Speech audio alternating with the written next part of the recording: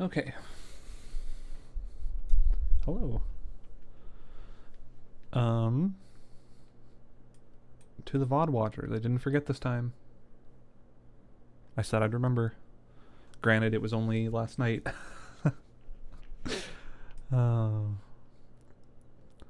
Okay. So, let's continue where we left off.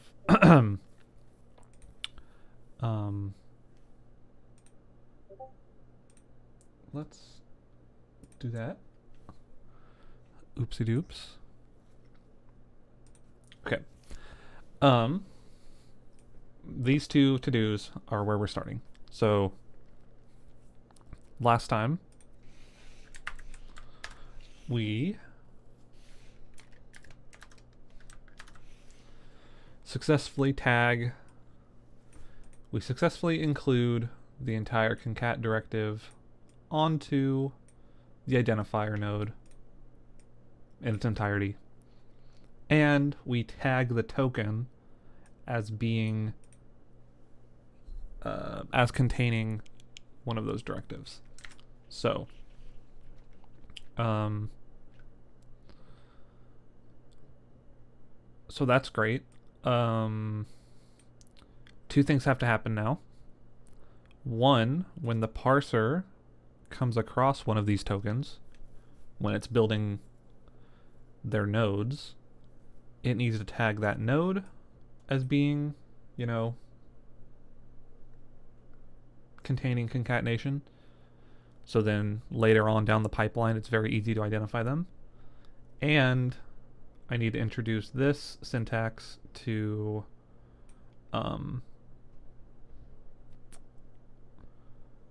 allow you to access node variables, because I kind of decided that I didn't want stuff to be ambiguous.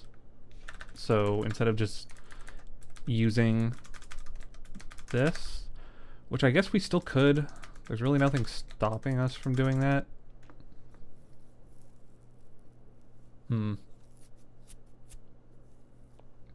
Because the idea was that you'd be able to use the name. Although you can't do that in normal functions, so why do I care? I guess I don't actually care. I take that back. Well,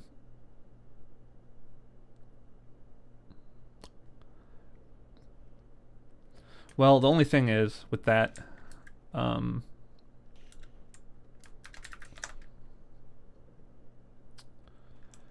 we look at the tree for this,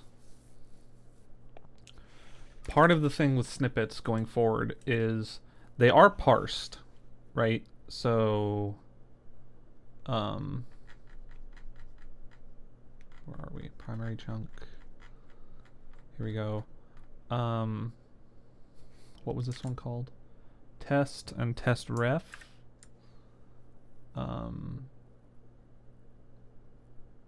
Test and test ref. So they are parsed as nodes on the tree, right? But they are not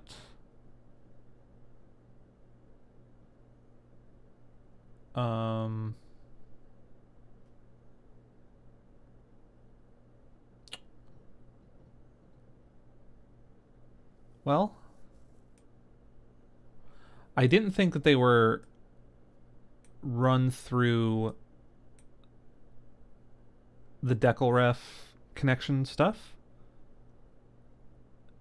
And I'm noticing here, I can't even tell if they are, because normally this would say unknown if it's not connected. Like this, for example.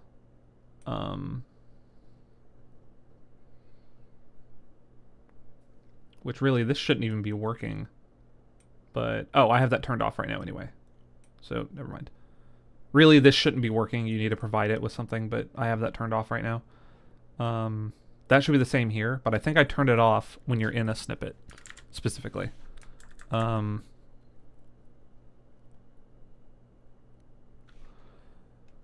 me look for in snippet, like where is that actually happening? Yeah, so if we just don't do this part for now, and we can see what it says. Are we running that or not? Here's test ref. Here's val. Yeah. Oh no, that's xval, which is right here. Yeah, we're not connecting these up. So technically, this should be connected to this parameter. This should be connected to this declref. And the reason I'm not is because the previous strategy I was going to go down where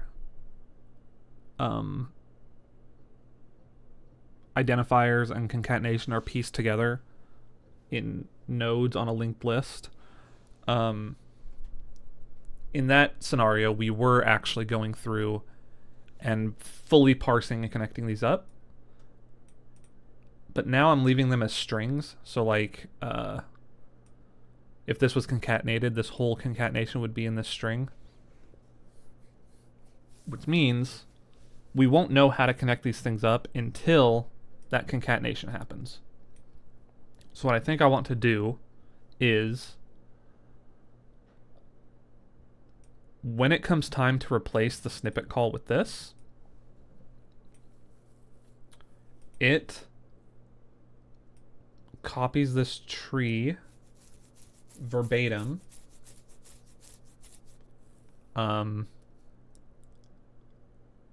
any concatenation that it sees in any of its nodes, it will go ahead and do that. Then, based on the call site, it'll do the concatenation just in the string, and then we can run the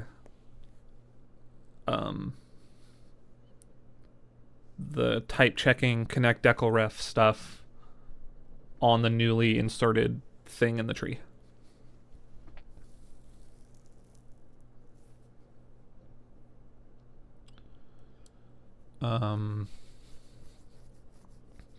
Well, or we just insert it before that happens normally. We insert it and do the concatenation before that happens. So if I go to like codegen here, lex parse and run, we do all the lexing, we do our parsing, right? So here we parse all of our lexers, right, all the way through, and then here's our post pass. So this is what I'm talking about with the here's our post pass. This happens every time we're done parsing. We update our function calls to macros or snippets, we replace the snippets, we connect our types. So we're actually already doing this like I want to. We already replace our snippet calls first, and that's taking the call site of the snippet, taking the definition and inserting it over that. We're already doing that before we connect our types and our declrefs. So that's already happening. So that's great. This can just keep happening. So, you know, all this has to do is update to also do the concatenation. So let's go to that. Replace snippet calls. This function so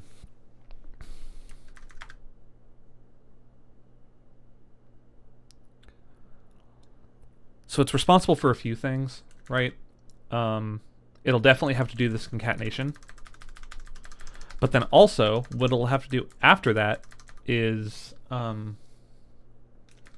like right here when I say val,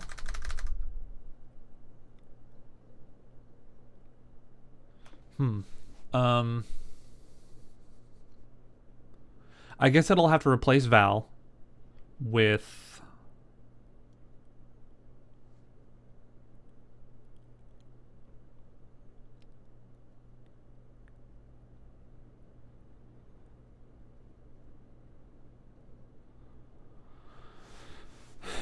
I'm trying to think. Because if we replace these first, if we replace val with what you called first, and then concatenate,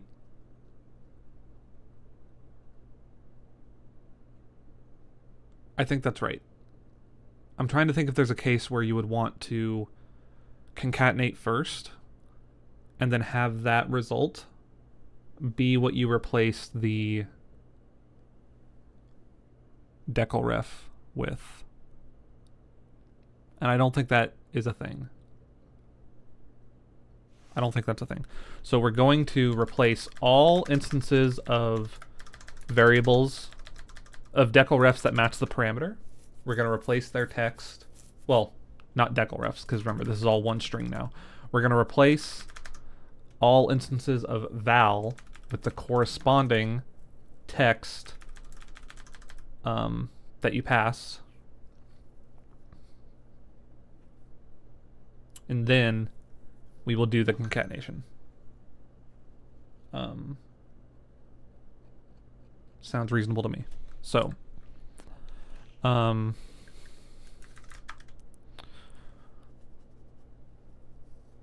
what is this doing right now? So do concatenation, updates. So we're actually doing this in the reverse order that I just said, or that's what we were doing before.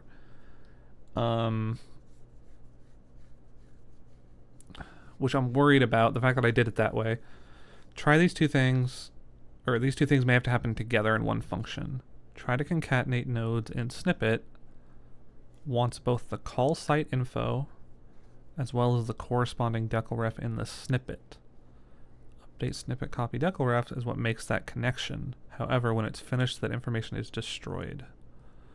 So this connects up the decal refs to the arguments. But it doesn't have to. As long as the names are there, we run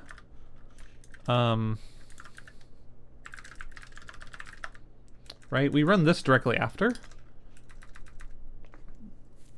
These things should take care of that part. So I'm a little confused. Let's update snippet copy decal refs. Since snippets are just AST copy paste, we need to update all the decal refs and the snippet copy node with the actual ones from the call source. So we don't have to. We just have to give them their name. Just in the text is all we have to do. And then this step that I just mentioned in the post pass will take care of that part. So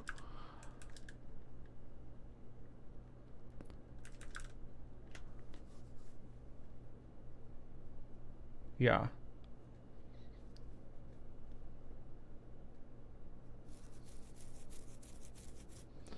So here's what we're going to do. Let's not do any of this. Let's take all of this, and so in the end we want new snippet source to be what we're replacing the call site with, because as you down here we are saying for each child in this new snippet source we're going to insert it before the call site, just boom boom boom boom boom boom boom. We're going to strip that node of its in snippet flag, and then we're going to rebase all the line numbers, and then finally we remove that call site node. So let's just take all of this and just say this doesn't happen anymore, and instead let's go ahead and use the temp space like I said. So snippet copy equals create node copy. Can I pass an arena to this? I can't. So create node copy. Let's let us do that. Let's let you pass a memory arena. And if you don't, then we will just use the parsers.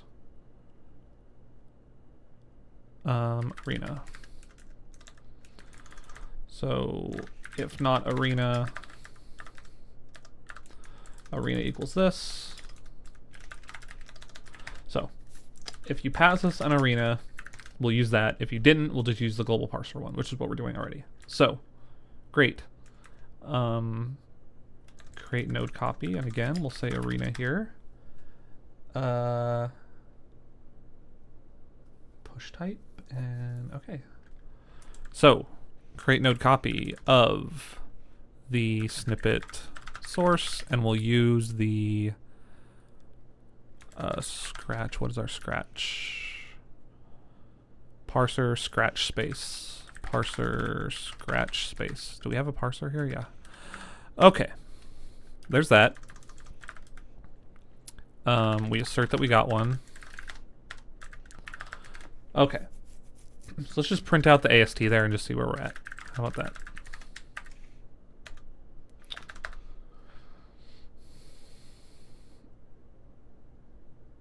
Okay, we didn't... Oh, we have to actually call our snippet. That would help. Let's do this simple one first. Let's forget about that. Test ref. Test ref 1024. How about that? Okay, there we go. We see our snippet. We did segfault, but here's the copy we made of the snippet, right? I don't know why we're segfaulting.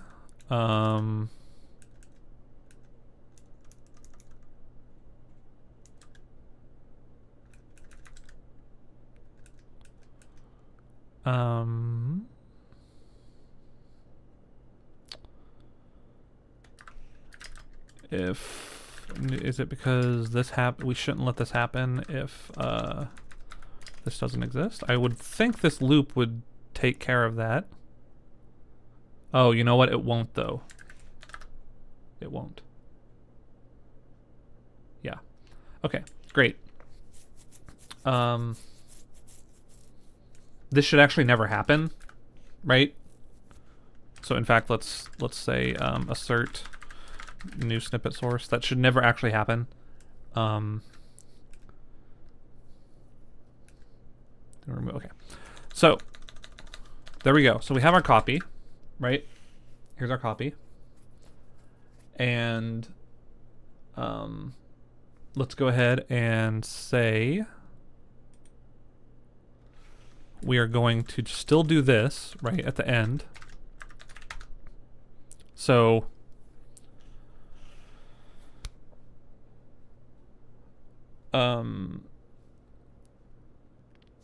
what we're going to do is, starting from here, this compound statement, we are going to insert all of these nodes directly into the tree where the call was. Great. Which is what we were doing before. The only difference is we need to replace this val with the stuff that we passed to it, so now if I do this, this should work. It's just not going to know what val is. Right. Right, there we go. Val was not declared. So if we go look at what was generated, let's get rid of line numbers for now so I can read this. Main. So here we go. So if we look at the snippet should create a new value called xval equal to 5. Or sorry, equal to whatever val is, right? Whatever we passed in, then it should print it. So as you can see, it just inserted it verbatim because we're not replacing this yet. The code that got inserted should replace val everywhere with the actual value. So let's do that. That was the job of this before, but now we're gonna say replace param strings with call site strings. Let's be very specific. So from the source to the destination. So source, destination. Wait, why do we need the source?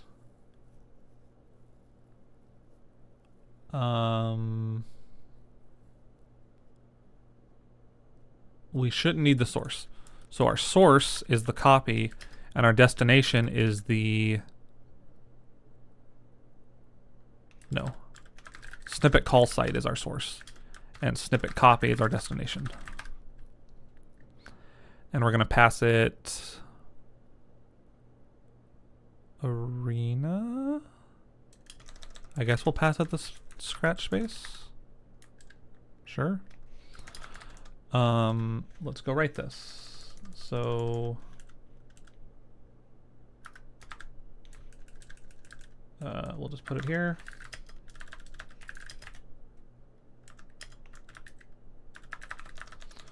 Okay, it's going to take a call site.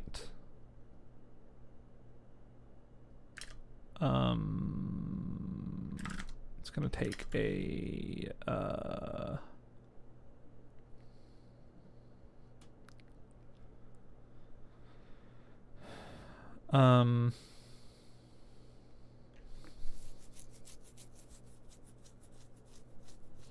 I want this to be a little more reflective of what this is. So replace copy strings. How about that? Copy strings. So the call site and the copy, and then the arena. So we'll say that. So now we will say right, so we have to just go through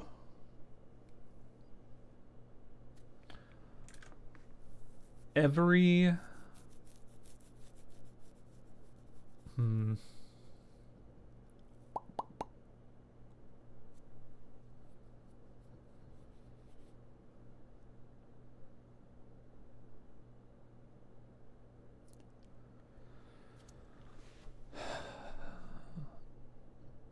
I need to see how I was doing this before, because update snippet copy declrefs. So for each child node of the snippet copy, if the child was a declref,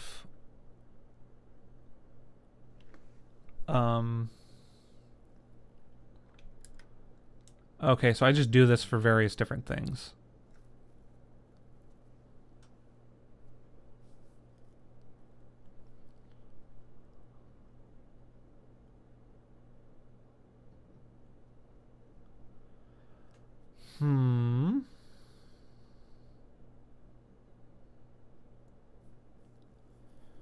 Wait a minute.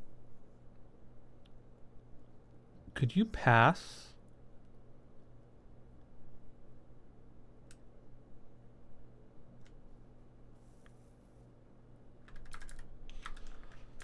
Hold on.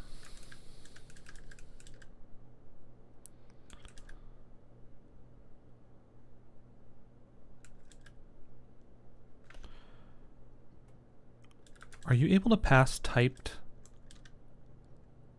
I think I might have updated this so you can pass typed parameters to snippets.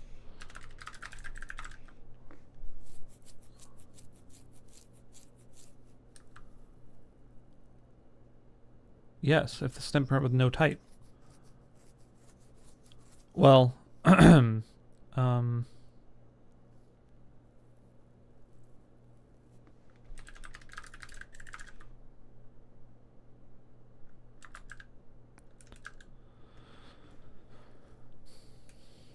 so we say parse param decls.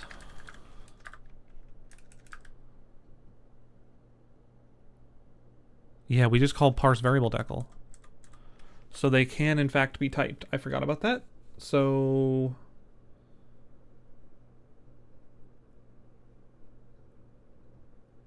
and why did I do that?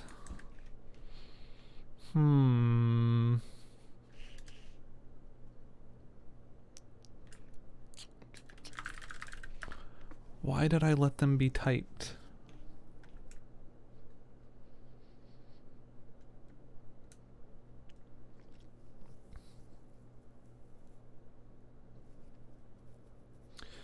Do I have an example of that anywhere?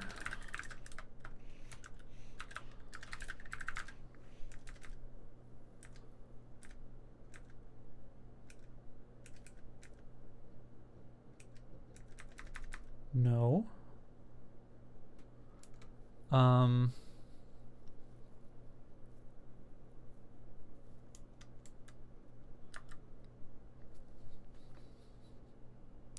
Okay, well, I guess we can just assume then that that's how that works. The problem with that is, can you use... This looks to me like you can use an ellipses as a parameter to a snippet, which I didn't know was a thing for unpacking in a function template. Because if it, here it's saying if one of them is that, then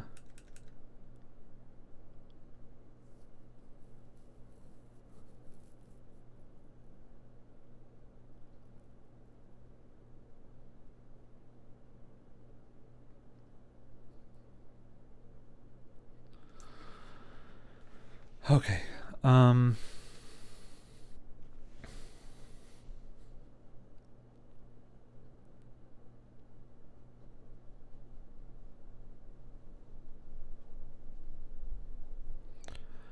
I'm really confused here.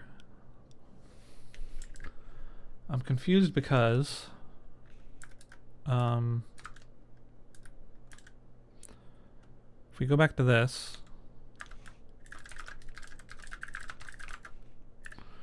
we'll print that, and we'll also print the call site. In fact, we'll print that first. So here's the call site. We call test_ref and we pass it 1024. So what should happen here is we should see this chunk of the tree inserted in place of this. We should see a variable called xval, whose this should be getting replaced with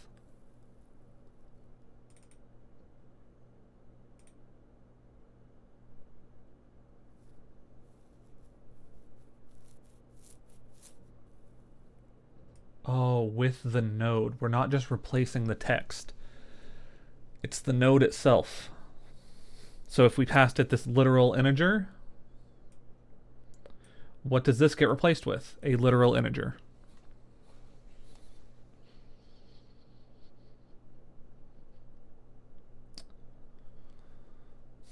Which is why concatenation is so weird. Although I guess it's not if we stringify it first.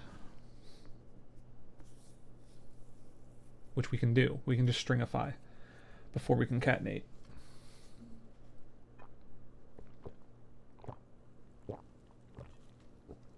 So that's fine. Okay. So maybe we like this old function. Maybe we don't just rewrite this thing. What if we just keep this? What if we just keep this? And we call this after. So I don't remember why we need the source, but we need that, and we'll say parser scratch space.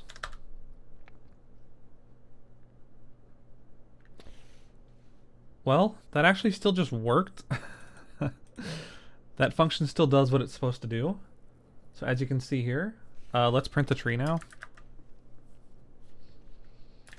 If we go to main, there we go. So here's where that snippet call was. We declare xval. We call printf. So here's where we say xval equals whatever. Right? Xval is an int. It equals...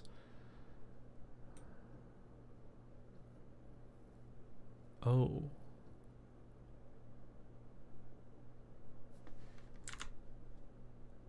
Oh, right. So I updated the copy. Right, my bad. This should be source. Let's print the source. Just to verify I understand what's happening here. So here's the source. We declare a variable called xval, whose value is something called val, right? Which we know is this, but we don't know what that is. So then what that function does is it makes a copy of this whole thing, connects this up, and be like, oh, I should get this thing's node from whatever called me, which was that integer 1024, and then replaces them all in the copy, and then takes this from the copy and inserts it into the tree right here. So that code just still works, which is nice. I do mention how it is super lazy and slow. Because I think what we're doing here is we're matching.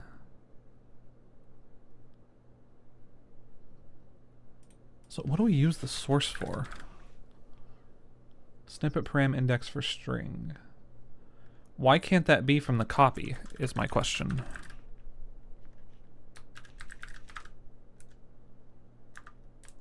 Because it is a direct copy.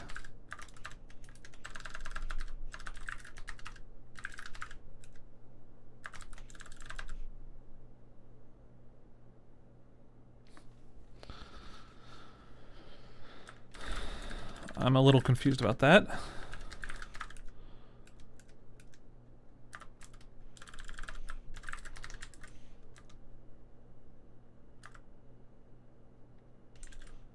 Oh, what is it called? Snippet copy node crap.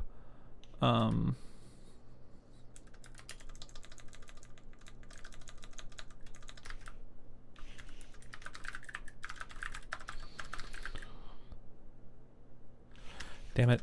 Let's go back through here. I gotta...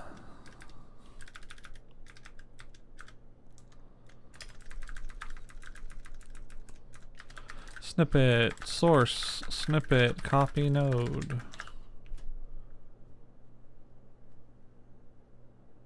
Yeah. I mean... No. Oh, because we're replacing them along the way. Okay, I guess that makes sense. We need a copy of the source the whole time because the copy is changing. Wait. Wait, what? What? Huh? What? Why is it now not working?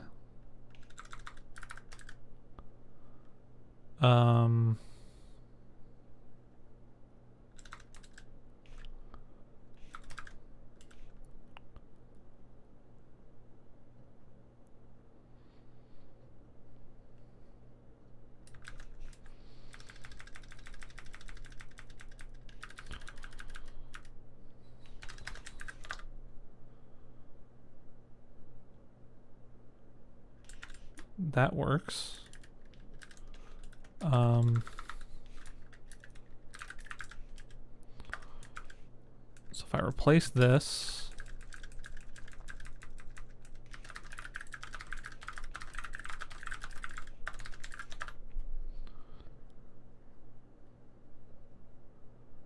stops working, go back. Yeah. Because we recursively call this, and as we go down and have changed now where the source is, we lose... We have to be passing that down through. So we look through all the child nodes. If it's a decal ref, we want to replace it.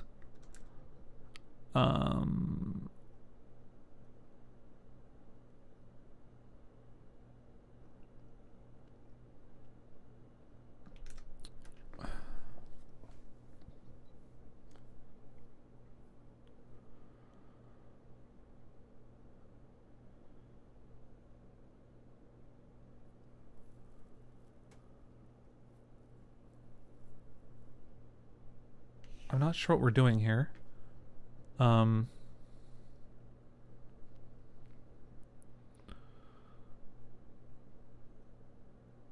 So I'm saying just this part's lazy and slow, not the rest of this?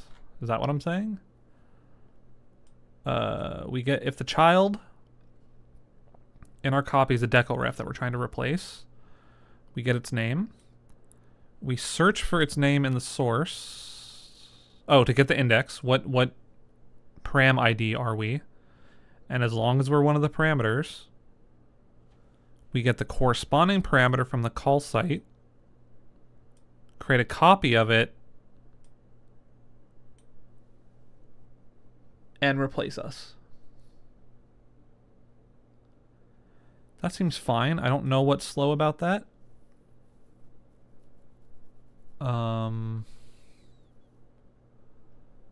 If we're a variable decal,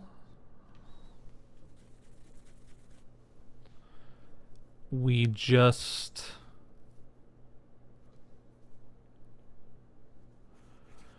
see what matched, right? Did our name match, or did the type that we were declared with match?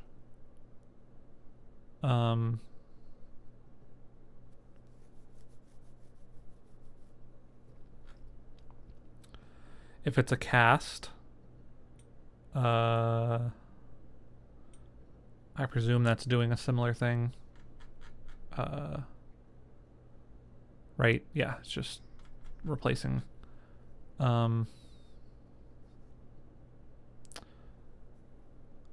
mean, that's cool. I'm glad that that works. I'm a little confused how that's gonna...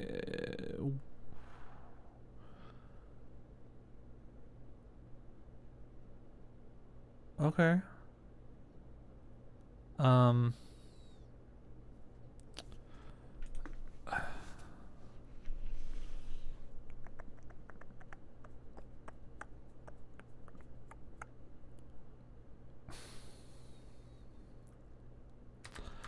All right, let's remove all this because this is actually working just fine, but we need to do concatenation as well. So let's first go to the parser and hook up nodes to know that they have concatenation in them. So I added this last time. I added the flag. I just haven't hooked it up yet. Right? Yeah. So, token identifier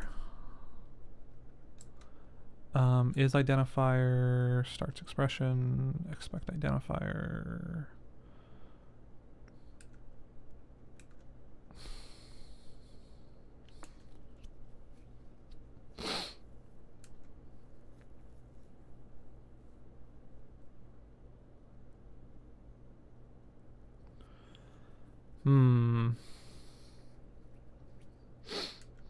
So this is going to be a little tricky because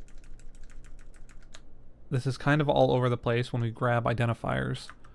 There's kind of not an easy way to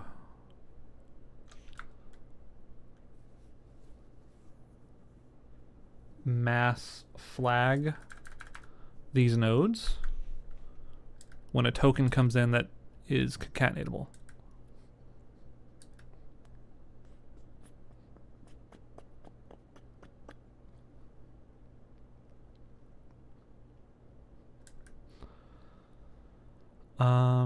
Yeah, while we're here, just really quick, I'm gonna see if, so we're still compiling, right? Do tags still work? I say like, here's a function. Can we just like tag it? How do tags even work? Skip the preproc. There should be a colon followed by an identifier. Hello.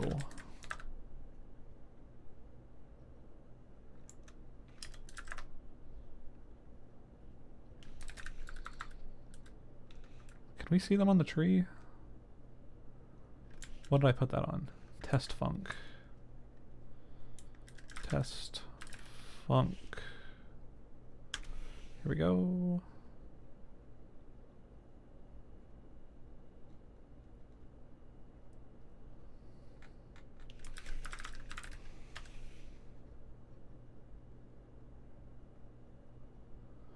Okay, well I don't see it here. Oh.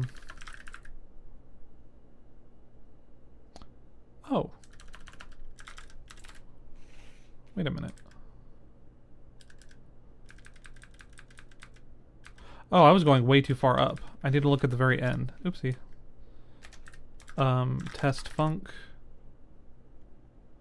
Not there. It's not on the call. There. It's on the original template. So there we go. It's on the template and not on the generated one. I wonder if that's bad. I wonder if we should have to copy tags over, but that's fine. I can do that later. Let's add a to-do there. To-do, meta. We don't copy the tags from templates to the generated source. Should we? Okay. Back to what we were doing. So I need to look at all the tokens that are coming through and getting these concatenations. They're currently identifiers. Is that the only place we're doing that? Concat.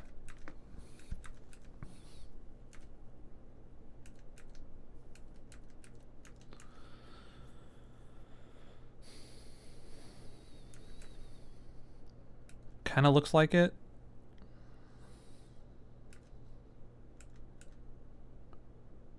Yeah, we're doing it in identifiers. So, and I guess fundamental types as well.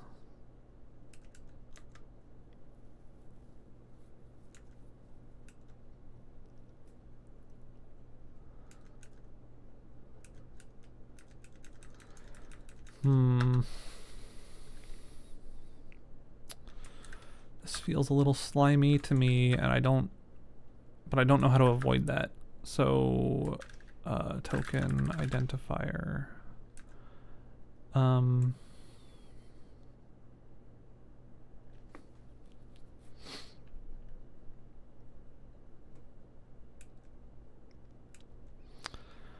So anytime we grab an identifier, we need to... Let's just start going through these one by one. Token identifier. Not there. Not there. Not there.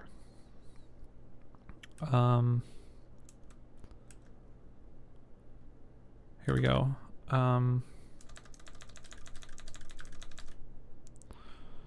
Parse variable decal. Okay, so we'll probably have to do it there. Identifier.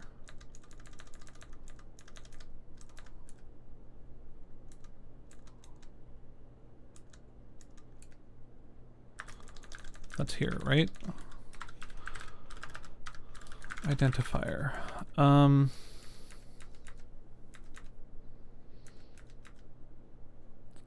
Potential tags. So, I mean, you should be able to do concatenation on tags as well, right?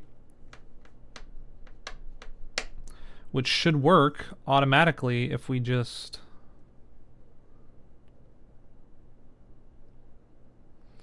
Well, no, because tags, I think, are stored. This is kind of... I'm all over the place right now.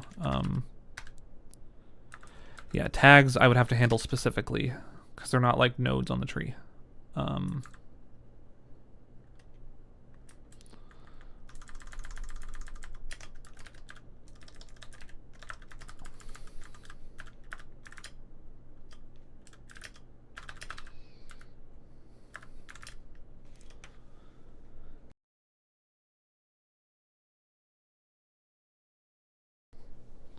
Ooh.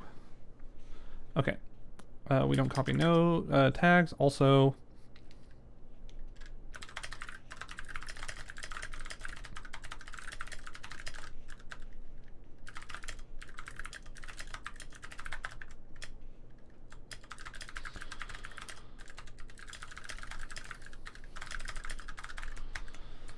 okay.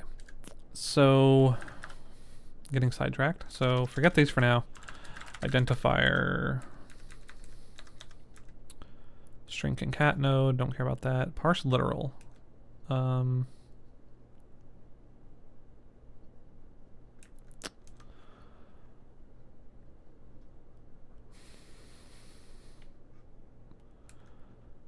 I guess you really only concat names and stuff, so that's fine. We don't have to worry about that. Parse as function call.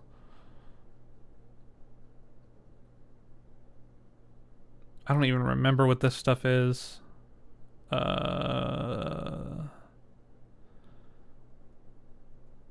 That's just doing some extra stuff on constructors and destructors, I think.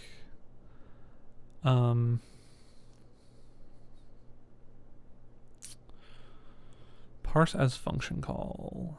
We get the expression.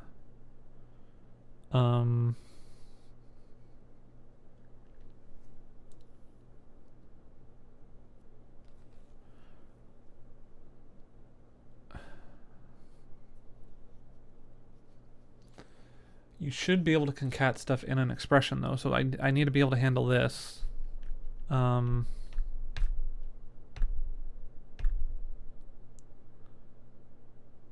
Well, actually, the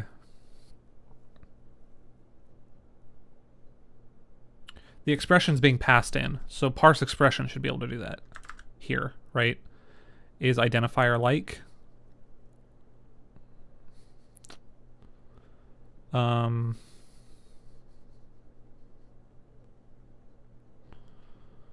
Create declref node. We create a declref node.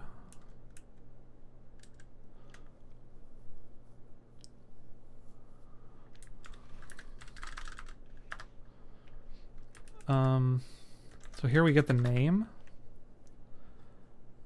So if name flags and what do we call this? Concat. Node flag contains concat. Then result. Oh no, that's not it. It's the token. It's token flag. This we want to say node flags has that. But if the token flag concat, then we flag the node. And are these just node flags? Yes. Okay. So, whenever we create a declref node, if its name was concatenated, like the token was a concatenated token, we flag the whole node as being like, hey, you're a concatenation. Great. So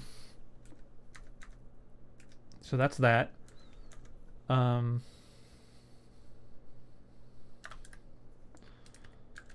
that's fine. Parse expression, we'll just keep going for identifiers. Here's the variable decal, right? So here we'll say man,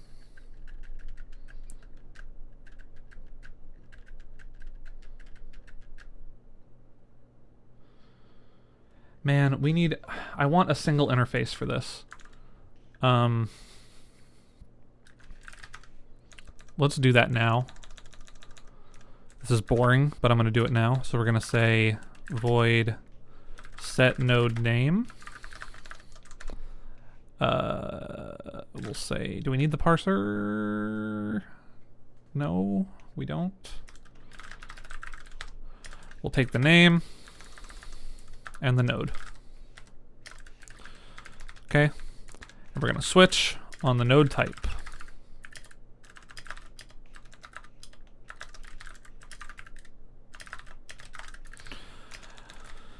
Okay, we need to see what types have names.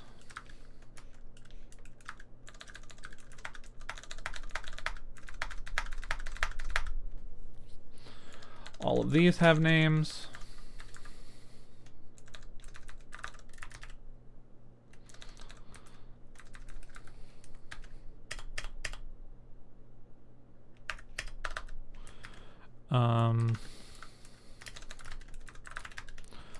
All of these have names.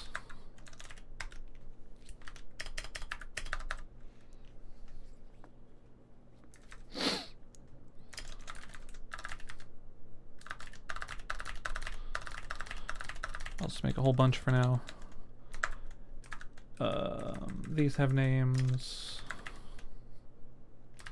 You know what? I'll do that at the end. Union has name.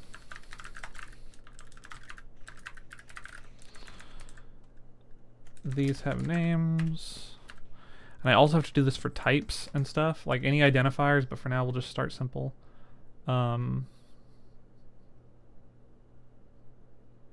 I guess the type def will be the alias. Right, we'll say that's name.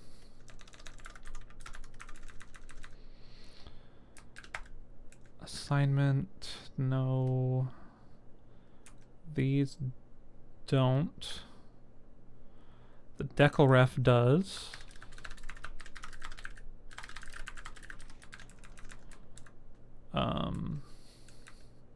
Keyword does.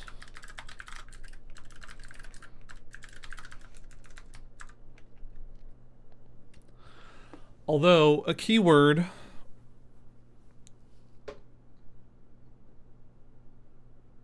well, whatever. We'll still do it. But a keyword I don't think can technically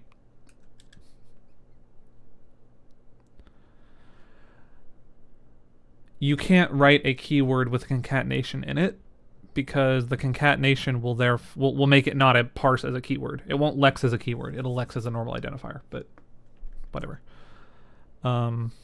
Casts.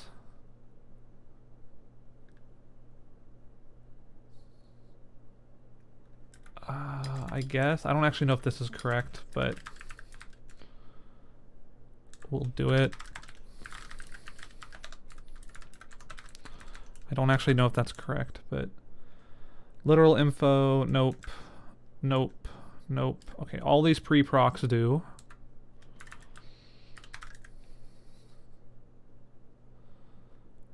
Pre-proc param. AST pre-proc define.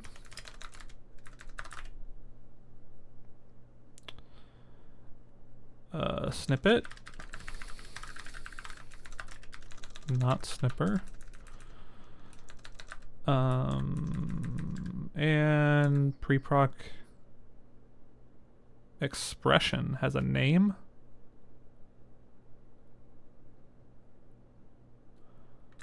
I'm not sure what that's about, but okay. So now we will go through here and quickly delete all of our those. Now we're going to do a little bit of macro magic here. We're going to say boom, boom, case, boom, boom, boom, boom, boom.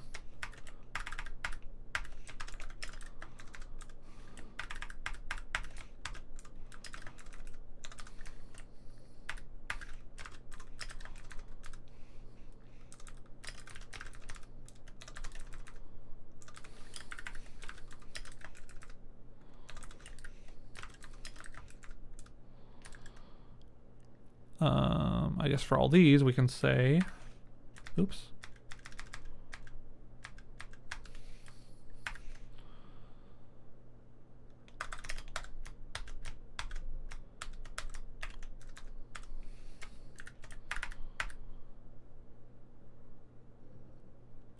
How did that not work?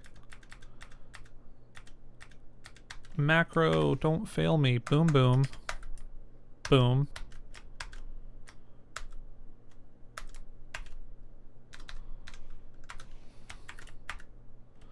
Why? Whatever. I've now wasted more time than just doing this.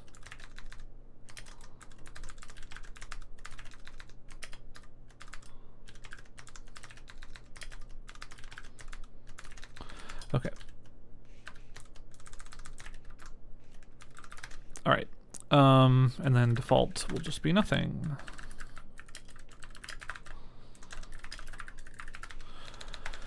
Okay. Set node name. So we're gonna say if name, let's do what we did before. So concat, we're gonna take this thing and say if that node flags is that, and then we're just gonna set these. So in a variables case, node info decal variable. This is our discriminated union thing. So name equals name. No, get token text name. We might as well do this. Get token text name. Text. Okay, this is a decal function. This is a decal struct. Let's do that. Union enum type def. We'll say expression decal ref keyword cast pre-proc param define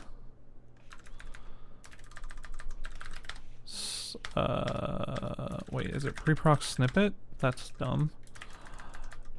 Expression. Okay, and these aren't all called name, right? These are, some of them are different. So name, type def. This is alias. Decal name. New type. Again, I don't know if this is right, but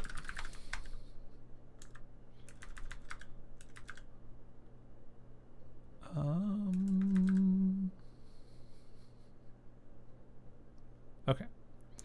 I think that's fine. So now any case where we type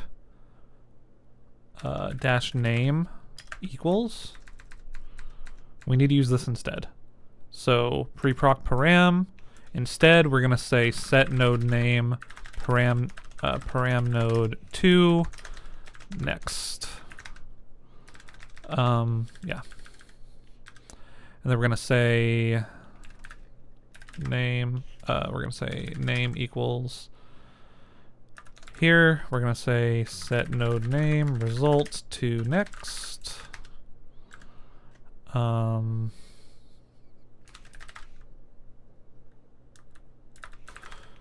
Set node name pre-proc node to directive.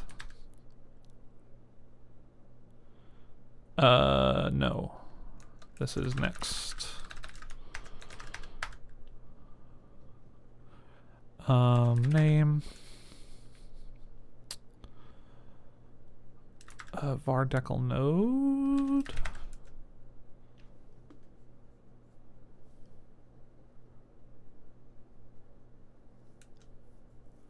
Here. To grab token parser. We just snatch it, I guess.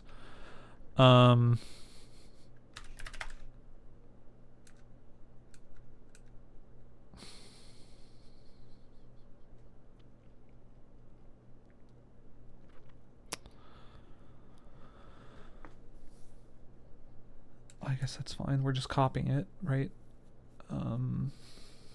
Here's this. We say set node name function decal to next.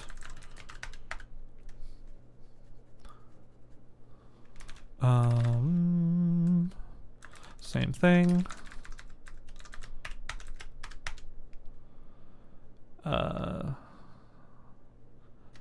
Once again, same thing.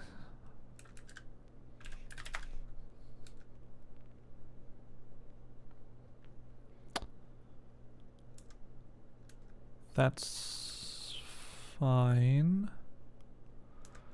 Although, where are we getting the name from at this point?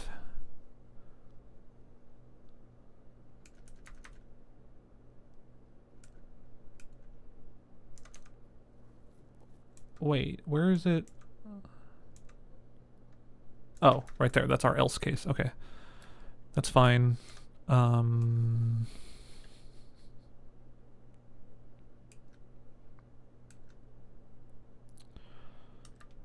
Great, that's easy. Set node name, variable decal to name.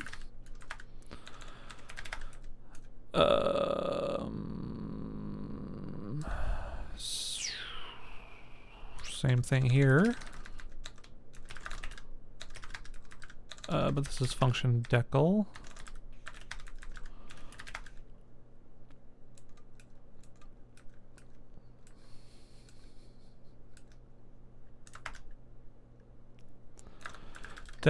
Set node name decal to grab token parser.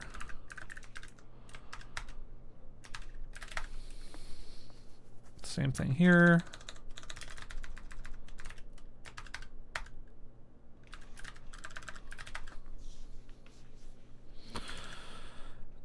Same thing here.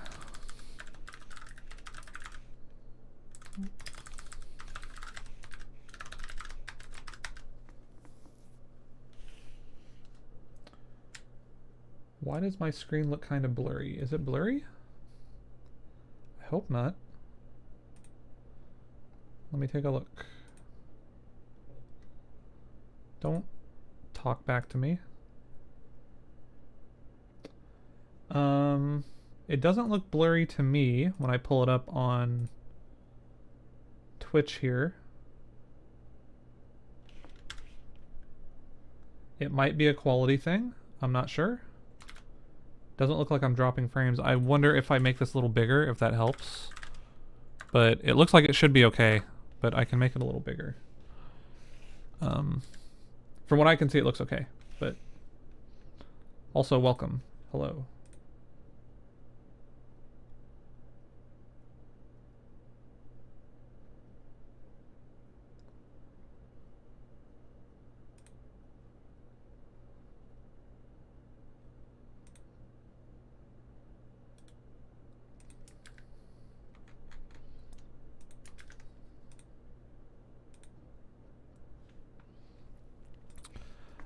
I am working on a metaprogramming language thing, custom language thing that I've been working on. Started out as a C parser for metaprogramming and has since kind of turned into my own little mini language. So what we're doing right now specifically is we have these things called snippets, which are like macros, if you know what those are in C.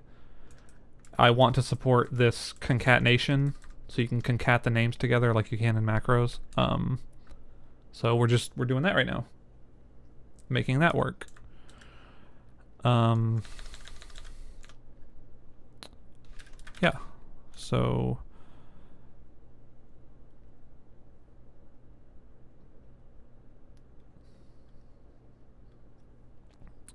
yeah, it's not that it's the only reason it would be complicated is because I guess for VOD watchers, I'm a total newbie to coding, but the code here doesn't seem too complicated. The only reason it would be complicated is just the amount of time I've spent on it, not because it's some like special thing that I'm doing. So right now we are just replacing all of these places where we set the name. We are replacing with this function that I just made because we have to do some extra stuff now when we set the names of things. So now I want it to go through this function. So basically anytime I set the name of something, we are calling this function instead. This should be grab token.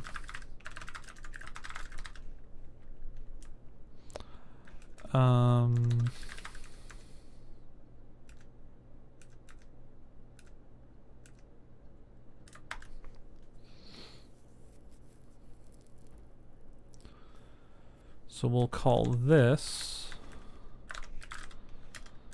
enum name. Next, otherwise. Wait. Yes, I'm American.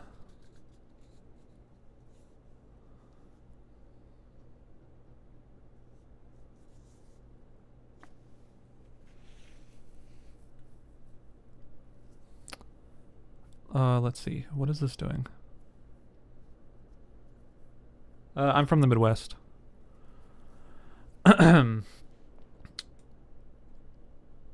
What is happening? If the next thing is an identifier, then we grab it. Otherwise, it's just nothing. Oh, I guess you can have anonymous enums, I guess. That's confusing me.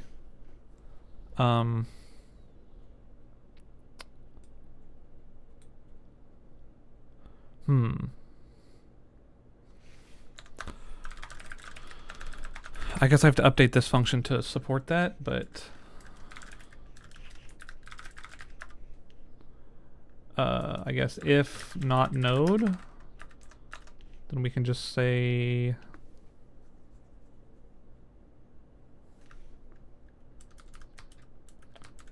if node and this, and we can say, or not node, if name. Here's what we'll do. We'll say short string text is nothing if name, then we'll do this. Yeah. So we're going to say text is nothing if they gave us a name. If the name is concatenated, we flag it, and then we get the text, and then we set it. So you don't have to give it something. Enum name. So enum name will be nothing, other than if it is an identifier, we give it that. Done.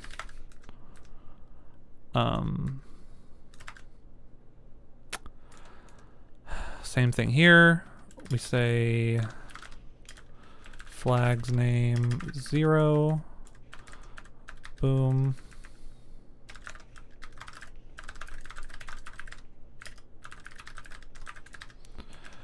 Okay. Here's another case.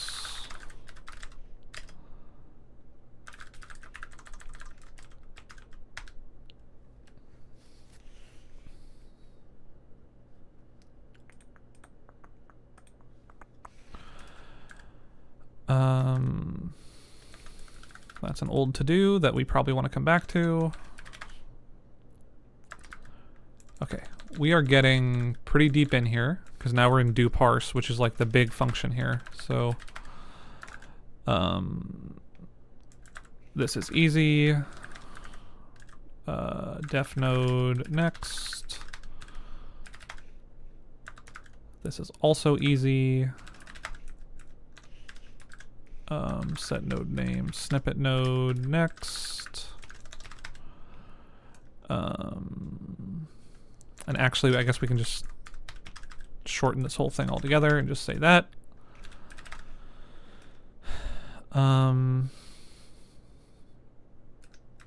That looks like it's it. So if I compile this, what did I miss? One error? Are you kidding me? I only missed one thing.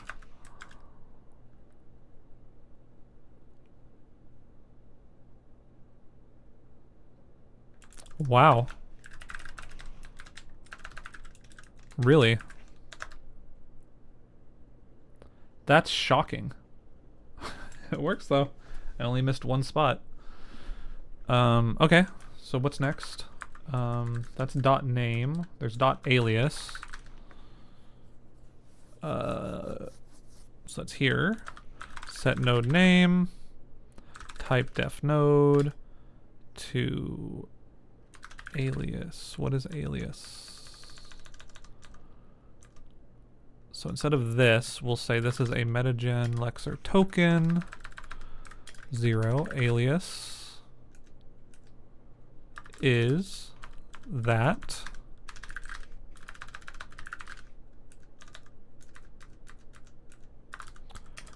That's that.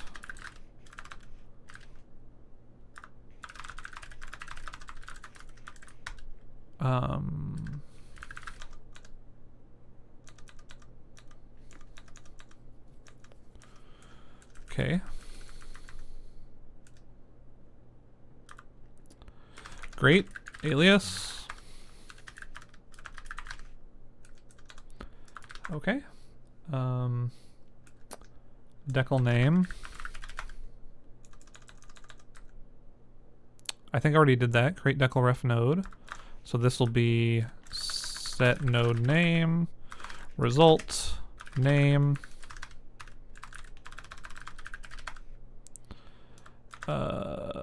set node name concat node next.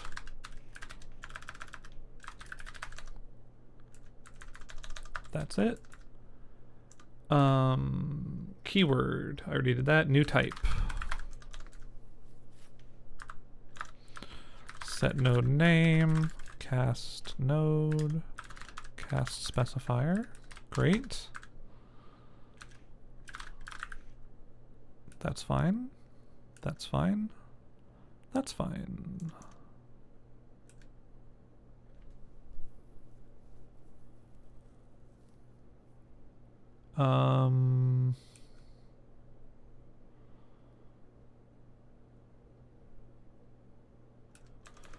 Okay, this one's confusing.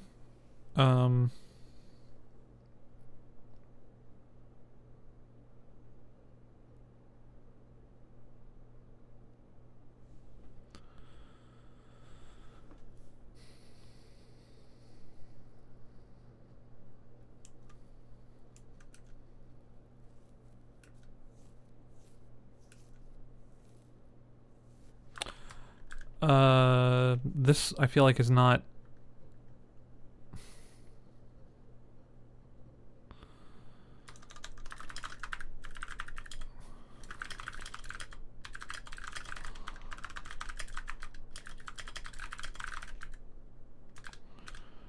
Okay, we'll come back to that. That should be it though.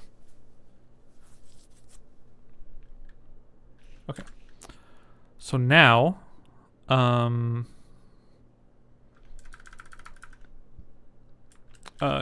we're gonna say, let's print out in the metaprogram real quick. Let's say let's do this. Print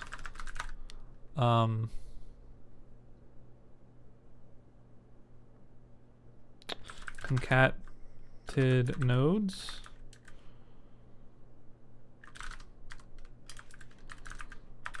So we'll say for each child node of AST, if child node flags,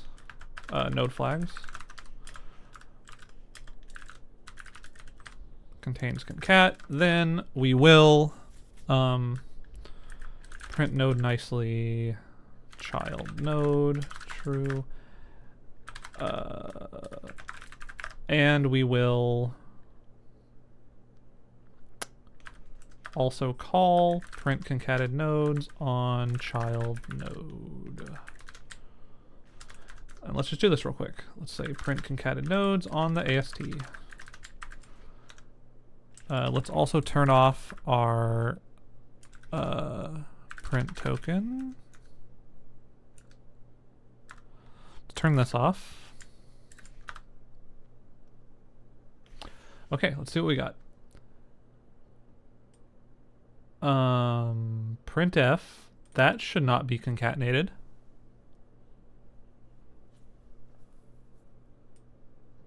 Okay, I don't know what these two are and why they're in here.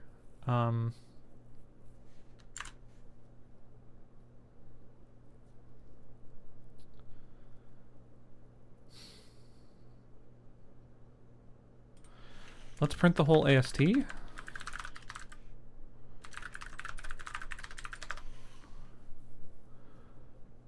So that is definitely a concatenated thing. Fine. That definitely is. That definitely is.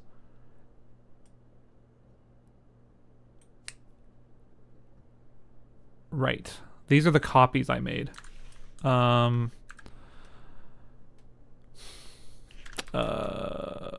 need to look at create node copy.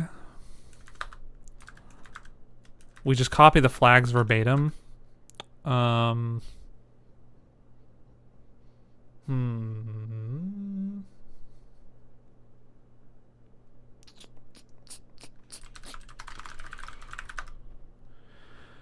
do we call that in a bunch of places? Well, actually, the only ones that'll have this concat node on them should be in snippets. So replace snippet calls. Let's go here and say the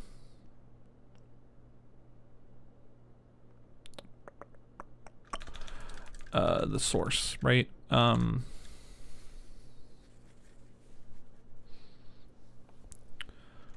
Where is the final thing?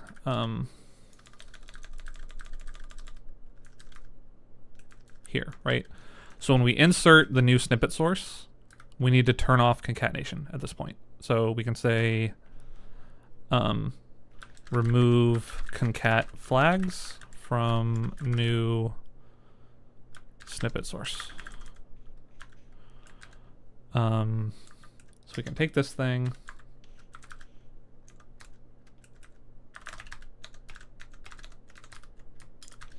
remove concat flags for EJST. If it's got it,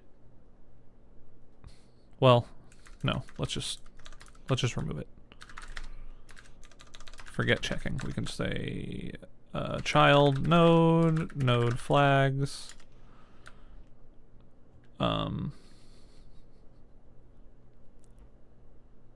Or equals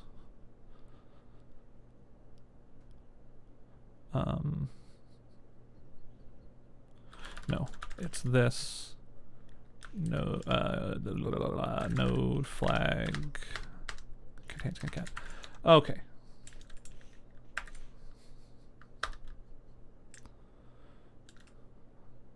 No, oh god, how do you do this? Is it or equals that? Or not that, this? Oh god, I'm dumb. Oh, it ands with that.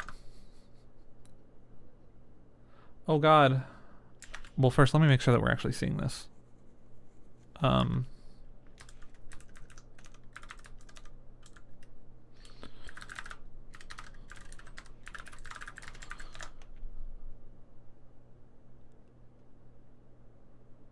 Okay, we are seeing them, so... Wait, what else are we... Oh, I didn't save that.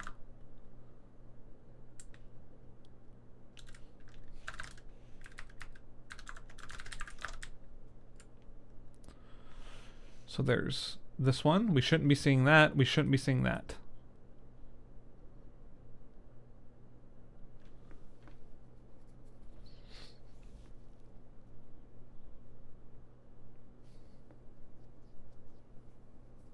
Oh yeah, we should. Yes. These are the ones that we want to be removing the thing from. So...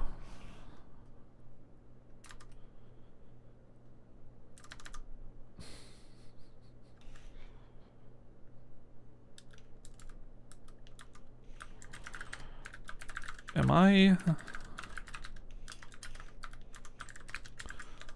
stupid?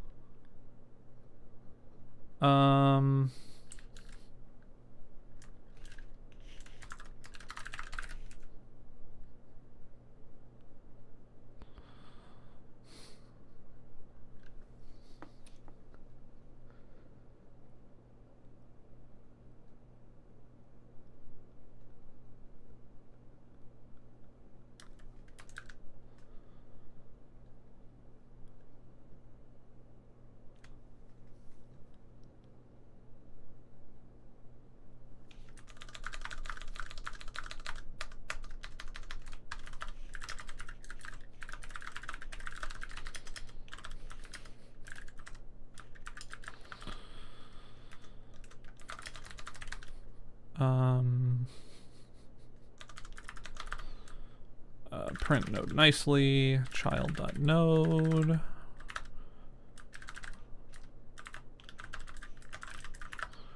And that's it for now.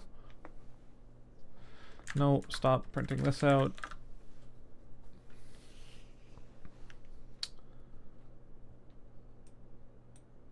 Okay, we don't see anything there.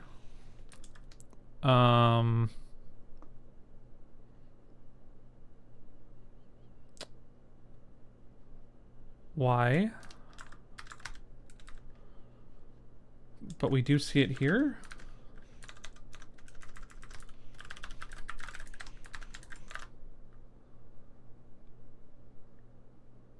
So there's these two. These are the ones we're trying to see.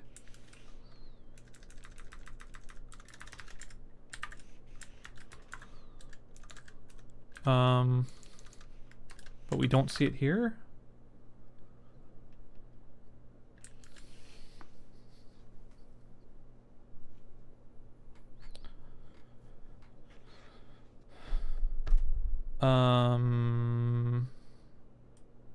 That's very strange.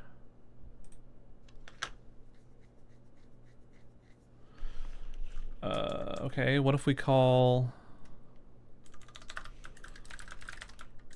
on snippet source? The source doesn't have them.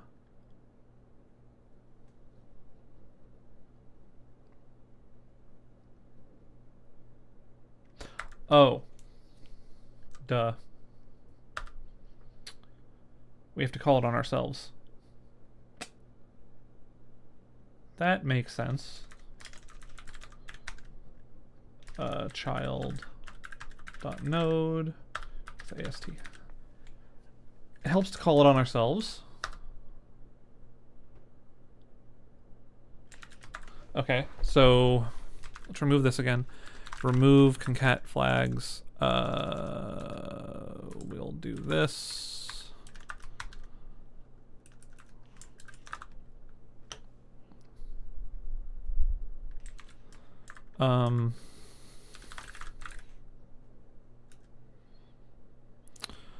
Although that's still not giving us anything. Meanwhile, that is.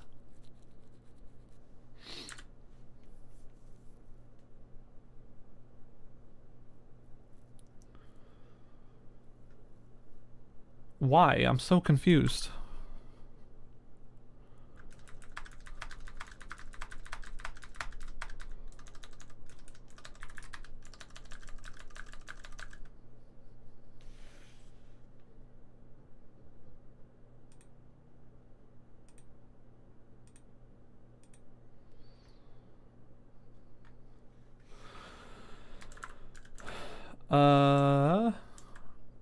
What is happening? Although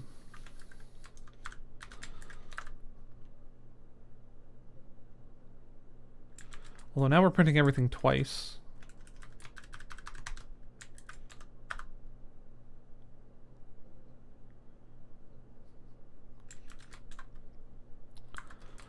I don't understand at all.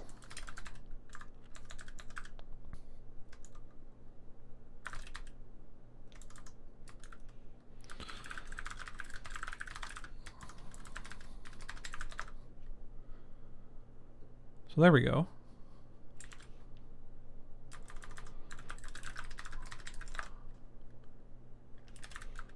So here's the whole source file. If we just print this, these should have concat nodes on them.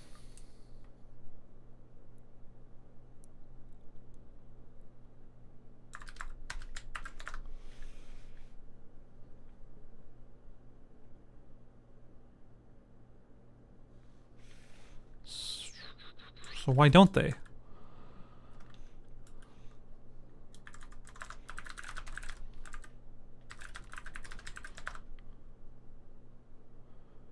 I don't understand.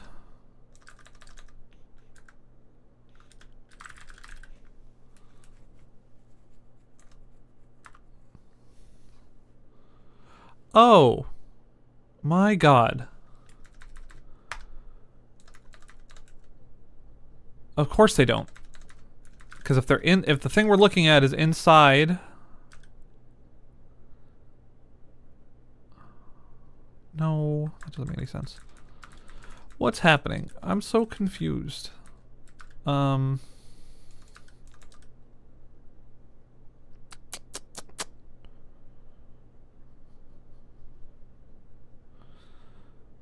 basically, here, let's move this out to post pass.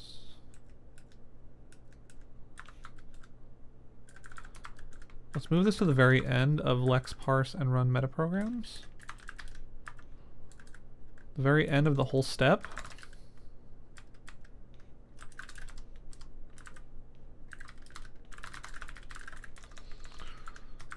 We'll just move this to the very end and see what we get.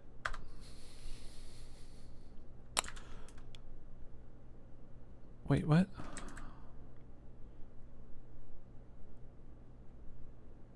Print concatenated nodes. Oh, this is for one, that. And then here, we can't do this now, so it's fine. Okay. There they all are. That's fine. And if we remove them, they're still there.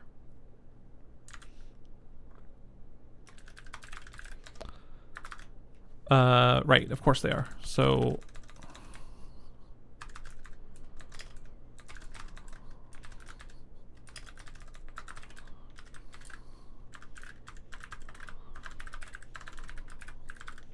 oh god, stop. Node with AST.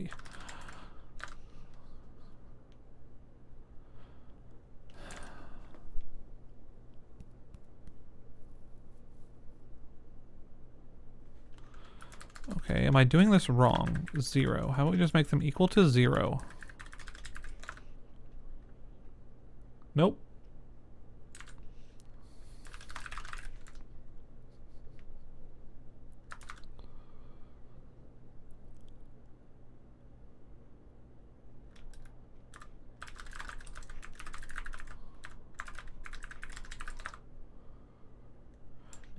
Bro, what's happening? I don't understand.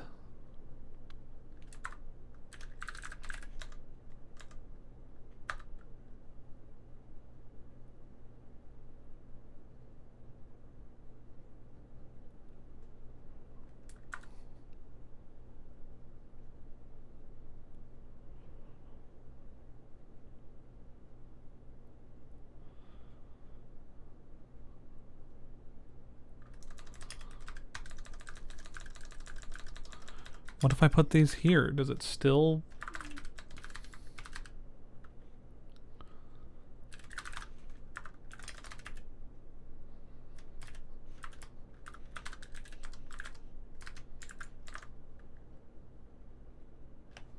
So it works just fine there. It's not working in the metaprogram. Why? Like why?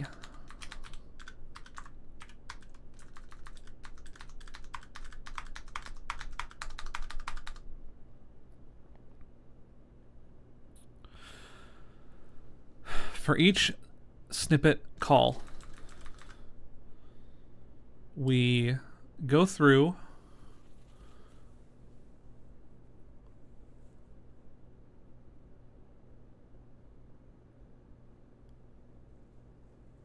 okay, hold on. Let's not do it there. Let's do it down here. How about this? Remove concat flags from inserted. Yeah? Better? Happy? Cool. whatever. Okay, whatever. I don't want to think about it. That's where it should have gone anyway, but it's fine. Okay, so we've removed the concatenation calls from there. That's fine. But we're setting it to 0. We don't want to do that. We want to set it to what we had it before.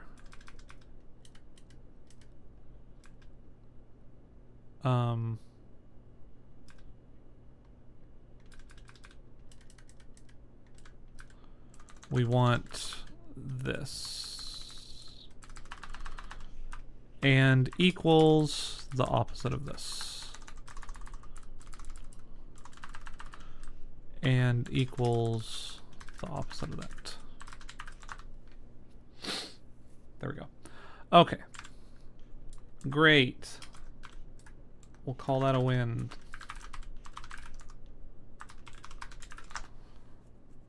Okay. So, now all we have to do is do the concatenation, which I have a function for here already, but that's obviously going to have to change.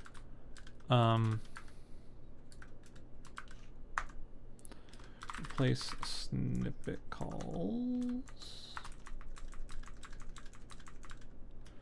So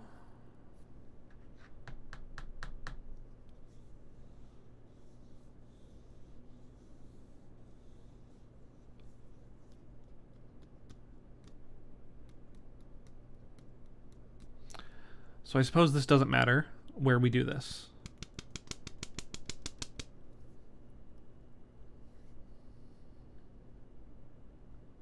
Right?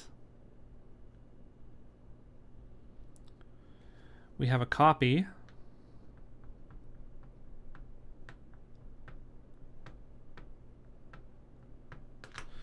Let's just see what we have here. Print AST snippet copy. We'll just see what we have. Here's our copy. It still has that val parameter, but we've replaced val here. Okay, so now we just need to look for any case where we have a concat with val in it, which in this case we don't have one. So let's go make one. Simple is what we want. Let's just do simple.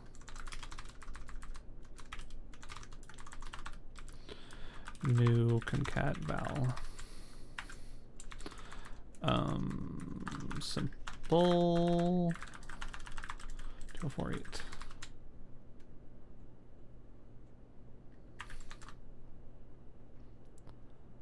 There we go. Okay. So if we go look at what was generated here,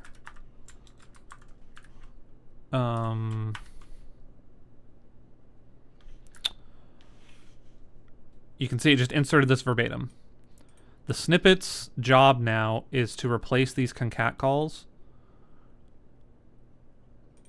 to replace this text with the literal replacement of what it is. So let's just keep this do concatenation function, but we're going to wipe it.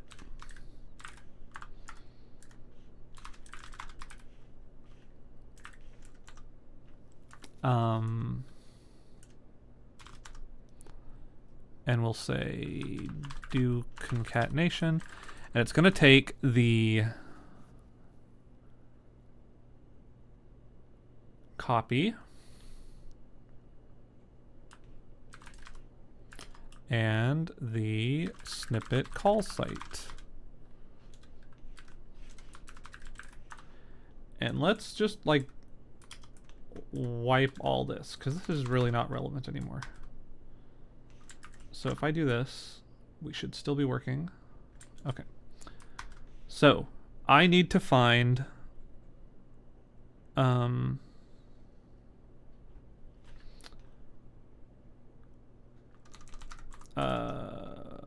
root and call. So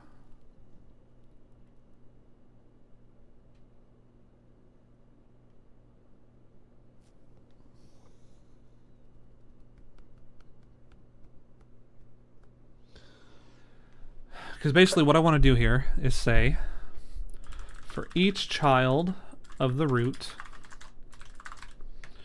if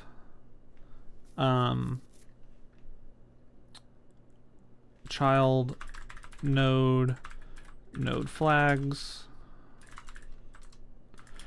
if this is a candidate for concatenation,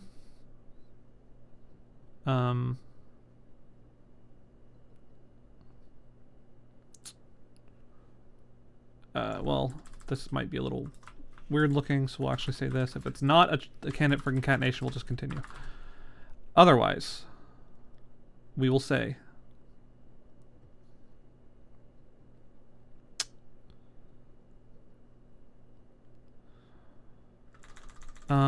let's do it like this. Snippet source, like I said, snippet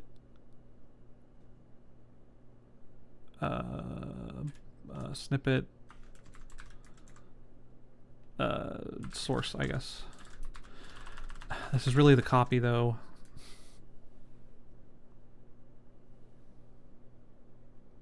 We'll say dest, snippet dest, and snippet call. So for each child of the snippet dest,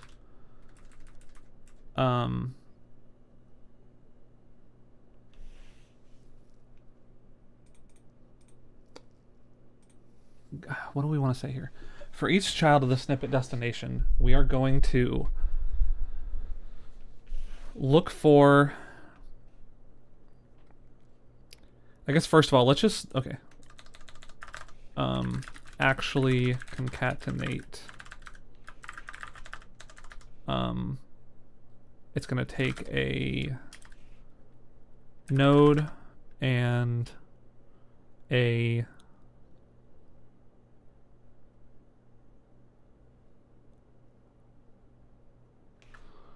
because here's what I want to happen. We're going to say actually concatenate on the dest and on all of its children. Child node. Right. And then in here, I guess for now, I just want to say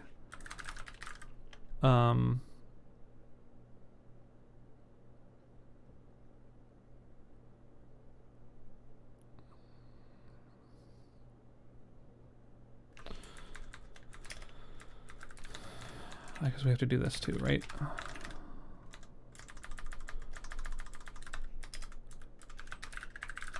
So if the destination contains concat, we do it there. And then for each child, we do it. So I'm just going to, for now, just print out the node, right? And just see what we get.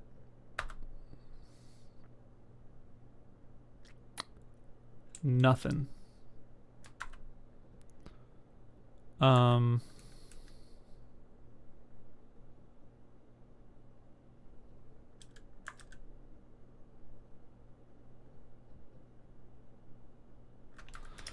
What if we do this first? Okay, rule that out. So why are we not seeing anything?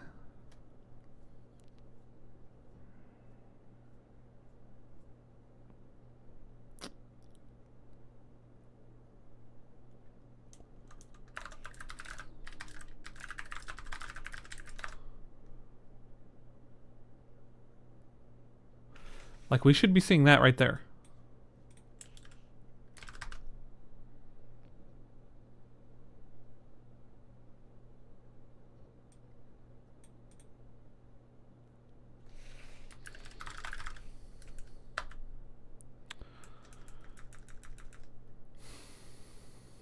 You know, let's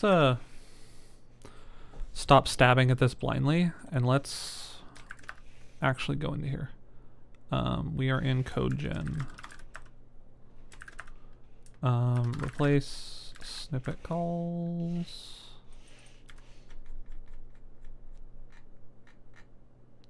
Here. Don't need that, don't need that. Okay.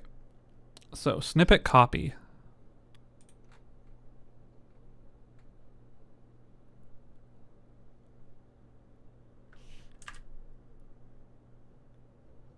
has no node flags, which is right. But its children, compound statement, children, this variable, sure as hell should have some concat flags, and it doesn't. What about the source?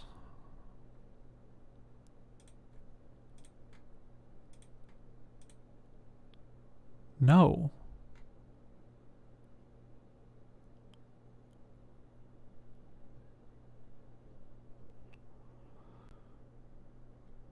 Why not? We saw that it did, though. Because it was printing out before. We saw it.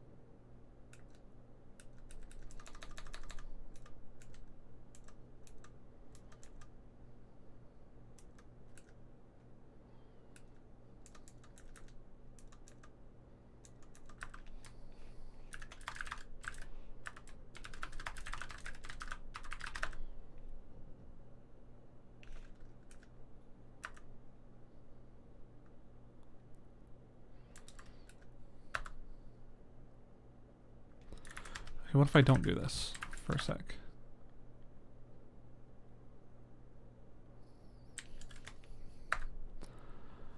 I am so confused.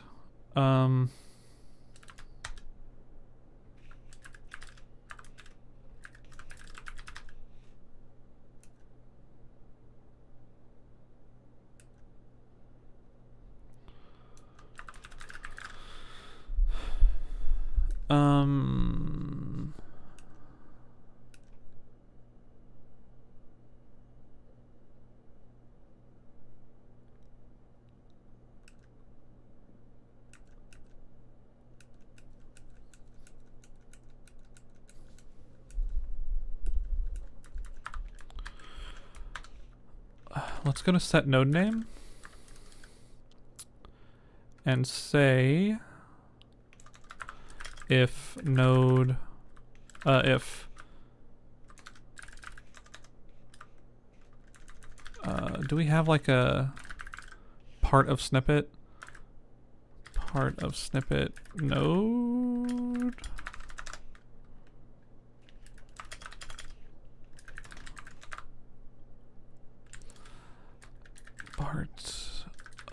That's in here.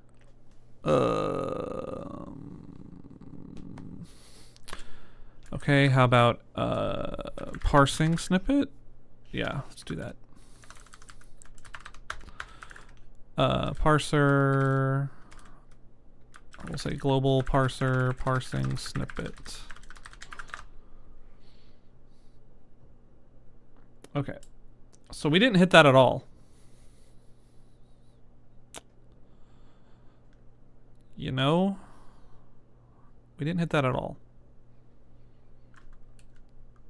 Oh,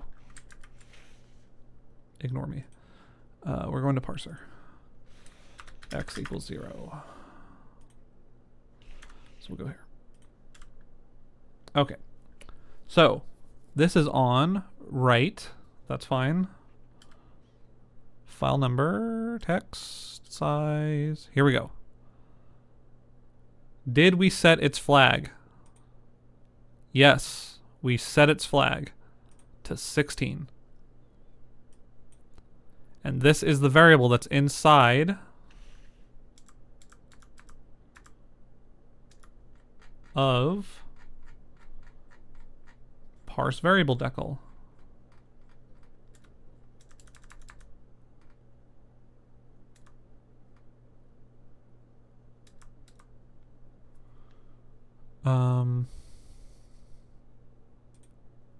Right, it's got it. And 16 should be contains concat.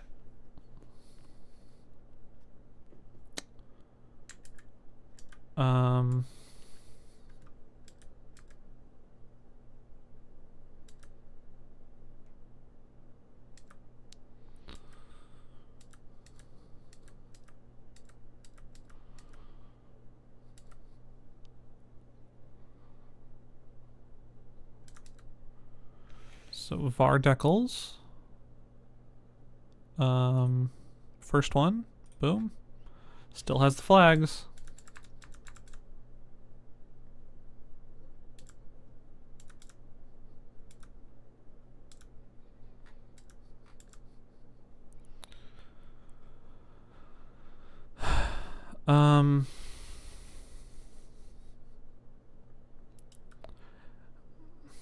And so, why does the printf have it also, though? That's what I don't understand.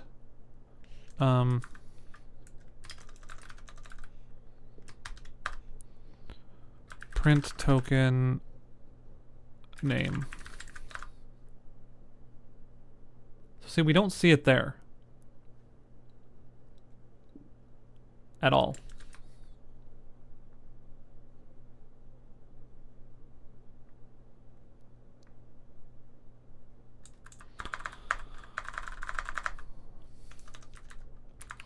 But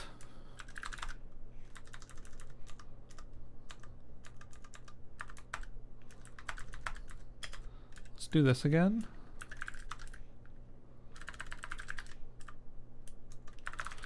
The very end of everything.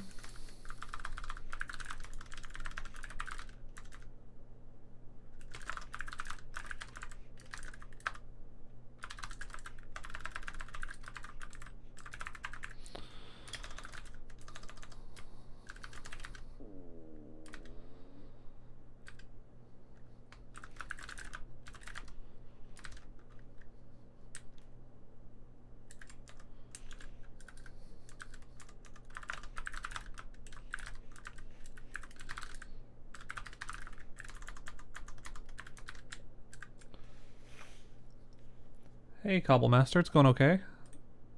I'm very confused at some stuff that's happening right now, but it's going. How about yourself?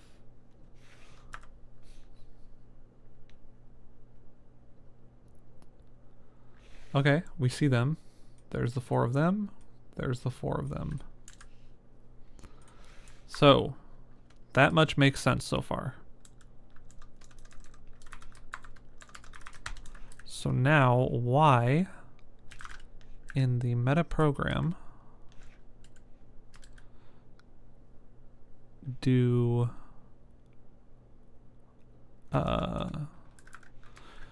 replace snippet calls, sorry, not the metaprogram, in here. So for each node of type in tree, snippet call.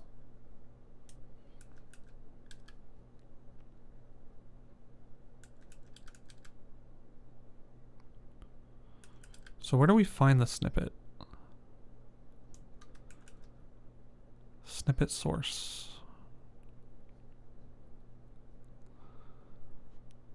The decal node.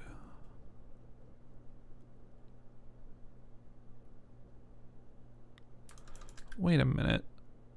Do you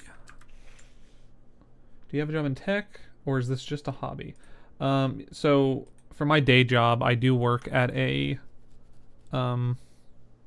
cloud data company as a software engineer, but the stuff I do at my job is not really similar to what I'm doing here. So the stuff you're seeing here is definitely hobby stuff. So, but I mean, it's all programming, so I'll say yes to both.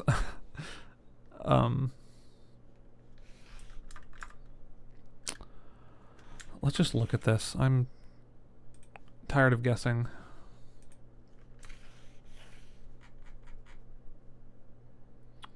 go here. Okay. Current dot node is a snippet call whose expression has node flag 8.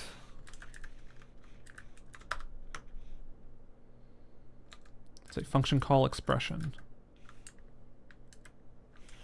Okay.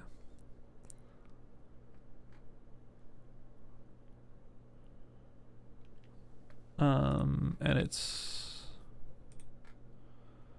called test ref. So we're here. Cool, do you enjoy it? When I first started my job, I didn't, because I was doing like web front-end JavaScript stuff, which is just not my interest. But for the past like 4 or 5 years, I've been doing kind of similar to this, like C++. I do like low-level FreeBSD driver stuff, and I do really enjoy that stuff. So the stuff I'm doing here, like for my hobby stuff, I enjoy the hell out of. So, but yeah, I like what I do at my job too. So I didn't for a while. Like I said, took me a bit to get into a place that allowed me to do what I like doing. So, but I also work with good people, so that helps a lot too.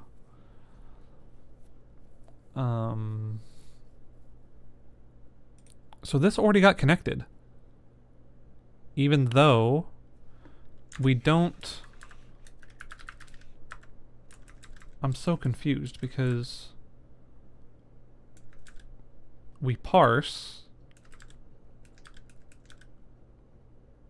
and then when we're done parsing, we do the post pass.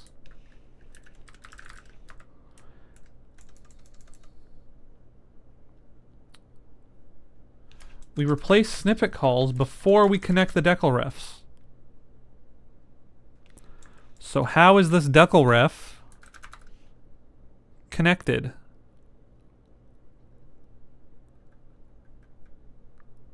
I don't understand. Unless it's here, update function calls to macros or snippets. For each function call, update function call. So we do it there, if snippet. We find the snippet that matches here, and we hook it up. Okay. That mystery is solved. We hook it up there. Great. So then, that's fine. So we found the snippet. Great. We get the params, make sure they match, and they do.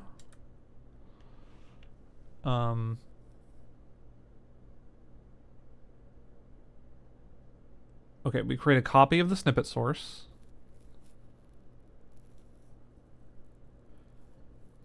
You were going through one bug yesterday and it drove me insane. What do you do, like, high level? I'm curious. That's all I've been doing tonight. Like, my actual progress is pretty small, and it's mostly been just bug fixing as I'm going along. So, as you can see right now, it's literally what I'm doing right now. Let me look at the snippet source and see. Well, actually, this is not the right call I want. I want the next one.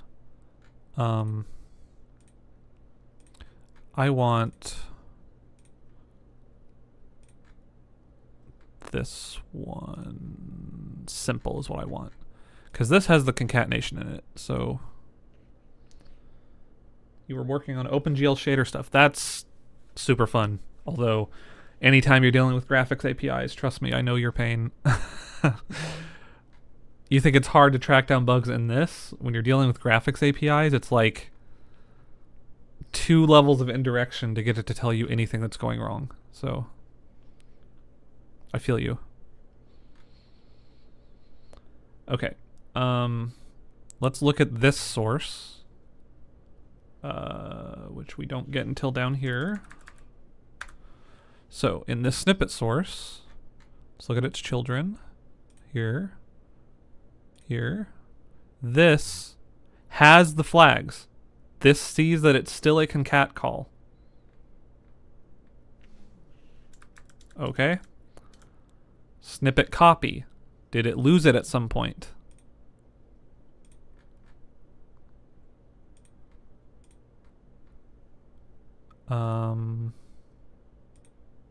No, it still has it.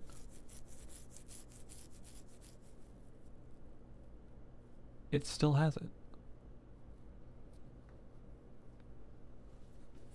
ChatGPT saved the day and found the bug. So that's... I actually really like the current like AI trend stuff for that specific situation.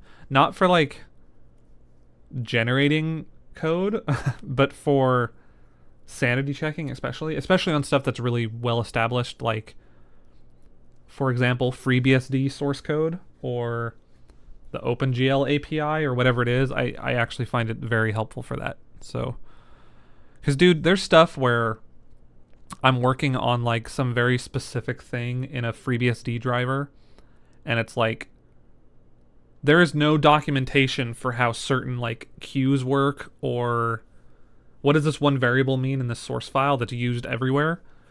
There's just documentation doesn't exist for that because probably one person wrote it 30 years ago. But you ask ChatGPT and like it can totally tell you because it has the context. It was trained on the source code and it can tell you.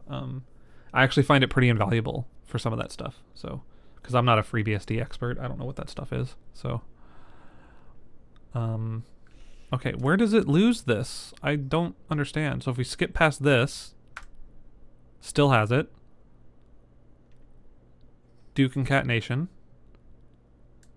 for each child node. Let's look at this. We'll stop here and look at child. That's a parameter. That's a compound statement.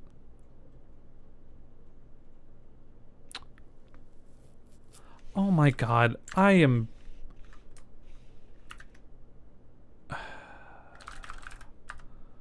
Dude. Come on.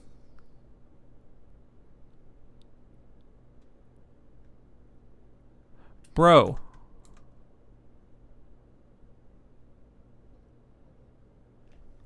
No, wait. Never mind.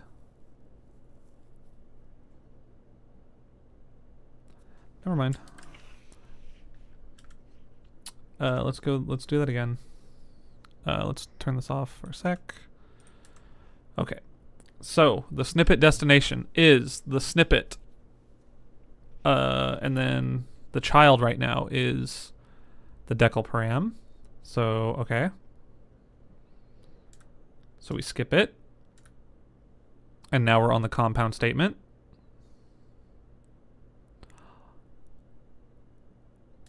Oh my god.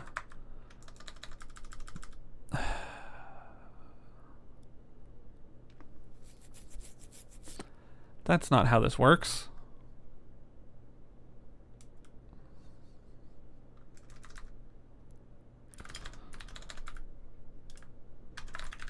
That's how this works. If the child has a concat thing, we actually concatenate, and then we do concatenation on everybody else. Bro, come on, man. That's why. So now we should see... Okay, hold on. Let's remove all these other prints that we have. Am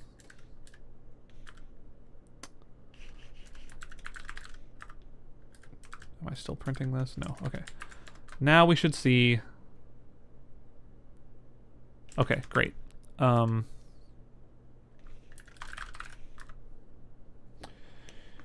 You know how you can pass variables between shaders? I misnamed the variables and the compiler didn't know what I'm doing wrong. Yes. Dude, it's so frustrating with the graphic stuff specifically because everything is either like a callback or like the error happens and you have to query for the error every time, or like I said, there's like it's always like 2 steps removed and it's very frustrating. So I do like it because you like get to do cool stuff that shows up on the screen, but oh my god, it can be frustrating. So okay, so let's just print the node. Print node nicely. Let's am I still calling this anywhere?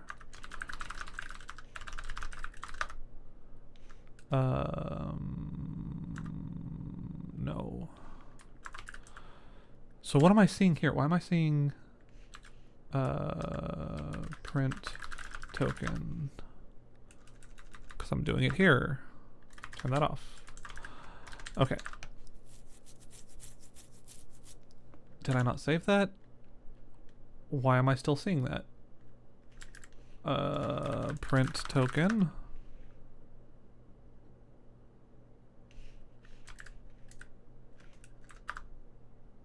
I didn't save that.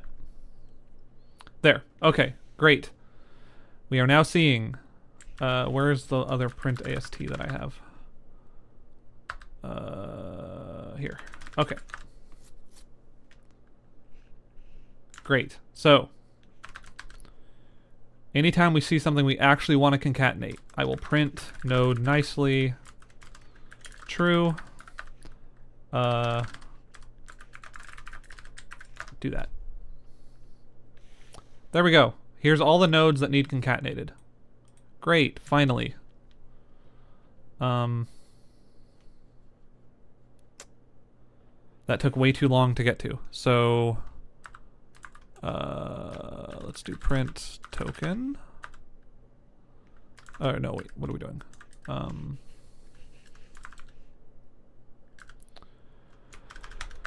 Okay. On that node, we're going to pass the snippet call, which is this. Now, we're going to say that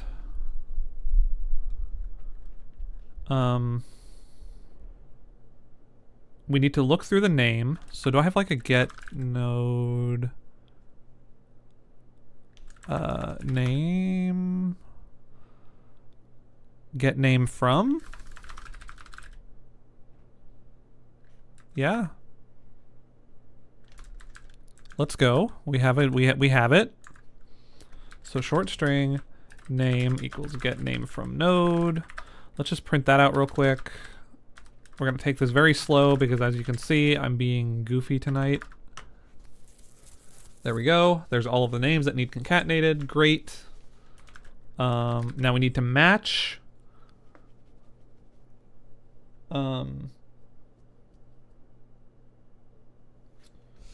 For each concat directive that we find in here, we need to pull this out and match it to the corresponding parameter.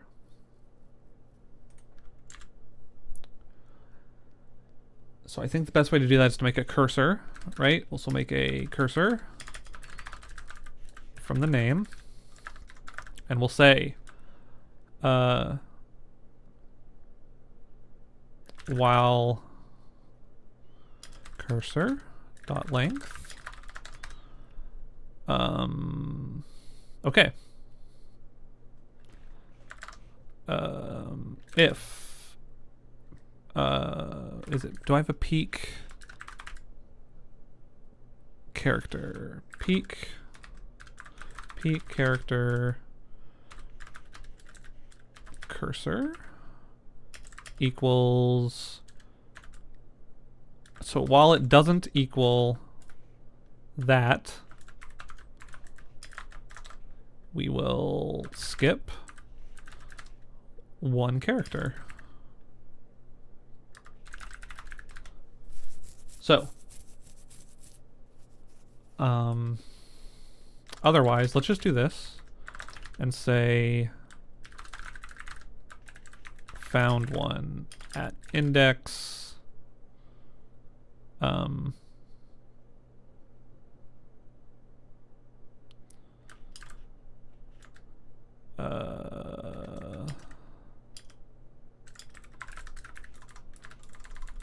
found a that at index, we'll say name.length minus cursor.length.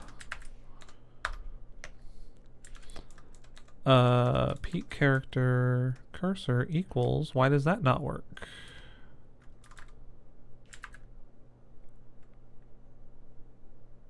Oh. What am I doing, dude?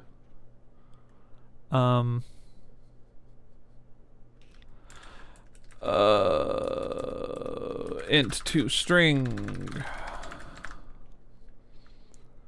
There we go. Don't need to put this here. Okay, so we found them at index 3 for all of them. That's fine. Cool, so we found them. So, when we find them,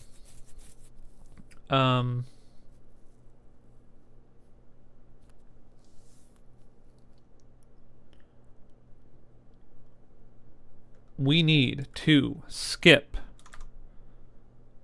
CONAT parent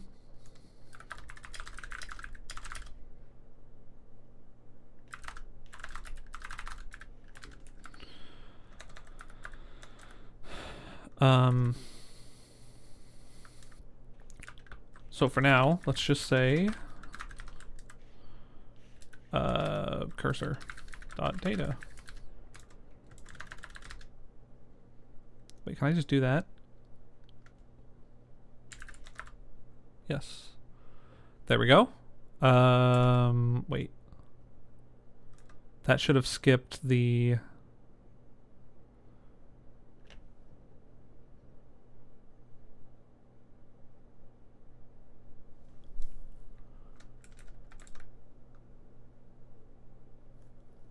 So we skipped that Oh, hold on. Pound sign CONAT parent. So why are we still saying the open parent?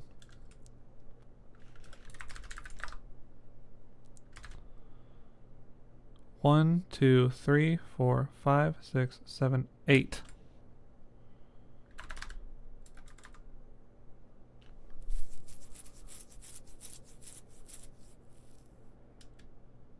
What? So if we skip 1,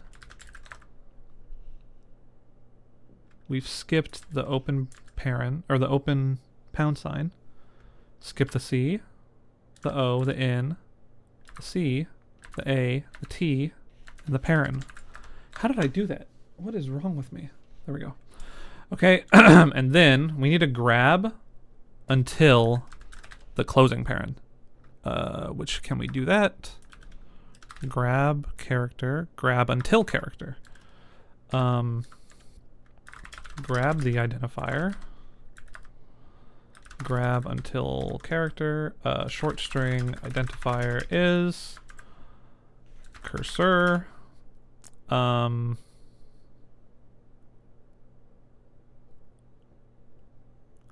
characters, what?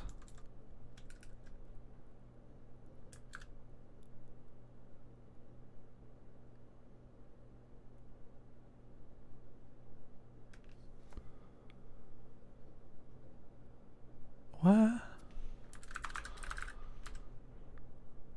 Oh. That's really weird how that works.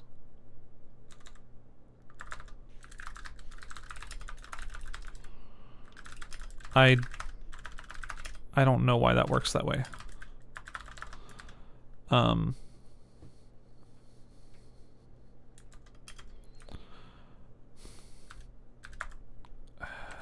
That's really weird. But whatever. So now we should just see val. Look at that! We did it. The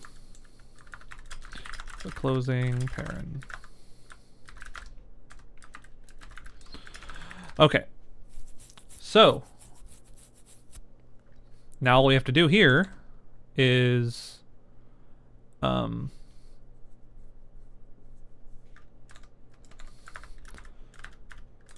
let's store this index and skip to the identifier. We're gonna say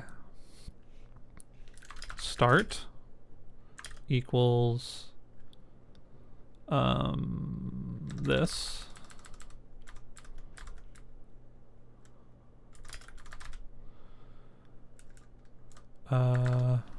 Index is this. So start is index. You know what? Let's not do. Okay.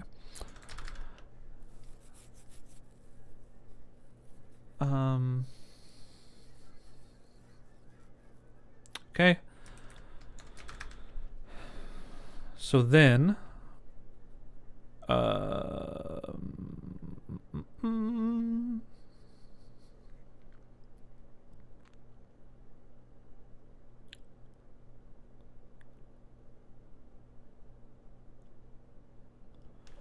let's just see really quick that this worked. So write output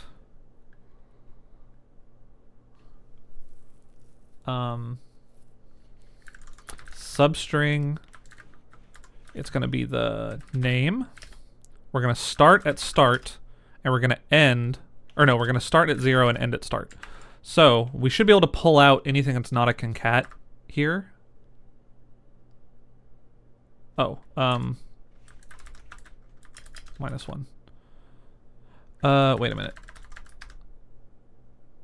Because that's inclusive, right? I think. Because we have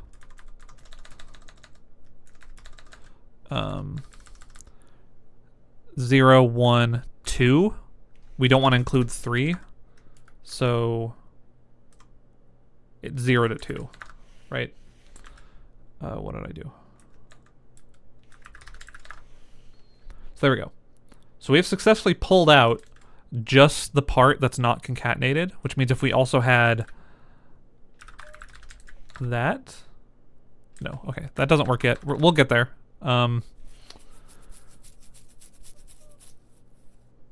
We'll get there. So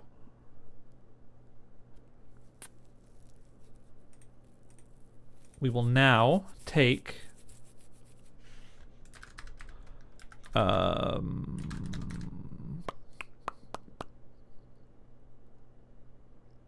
we can do this. We can say the end is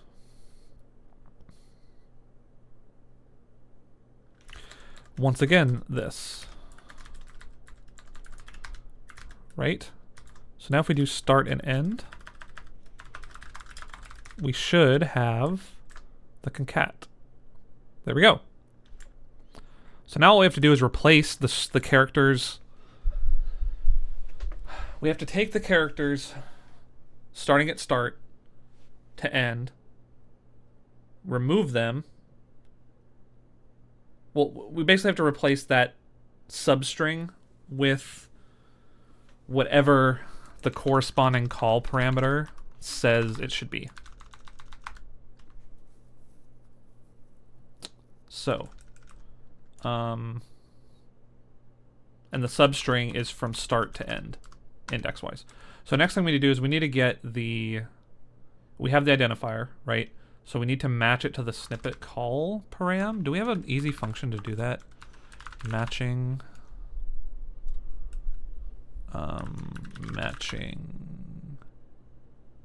matching function decal param ID.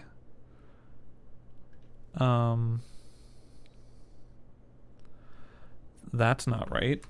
Param ID. Snippet param index for string. So let's just see what we get. ID. Let's just try write output. We'll say S32 ID is snippet param index for string. The string will be the identifier, and the call, I guess? No, that's looking for the snippet source.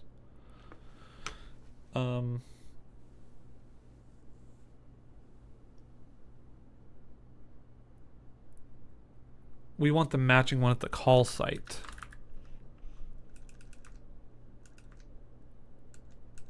Do we not have that? I mean, we do it when we replace snippet calls, right? Matching param? Matching param.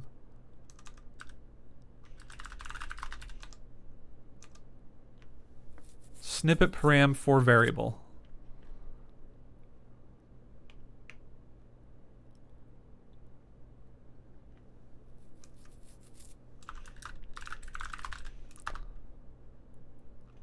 Variable decal and the snippet. No, that's not it either. I mean, we definitely do this.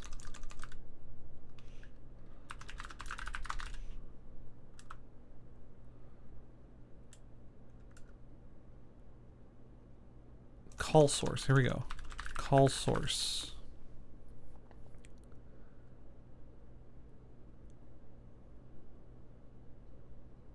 Oh, right. Okay, we just get the param ID and we use it directly on the call source. So we do this from... We need the source. That's why we were passing the source in.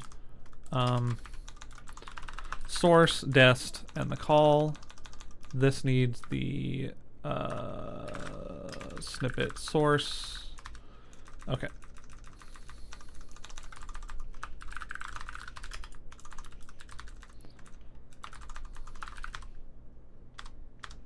Okay, do concatenation.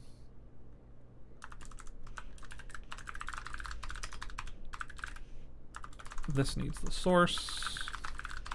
Okay, so back to where we were.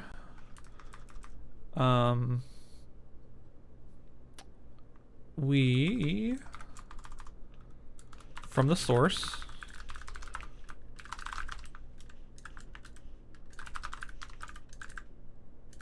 see if that worked. 0, 0, 0, 0, that's fine. So we matched the first one. And the reason it's signed, because if we don't match at all, that'll be -1. So, we have to, let's just assert that ID is greater than or equal to 0. Okay. So, now we can get the corresponding parameter from the call source.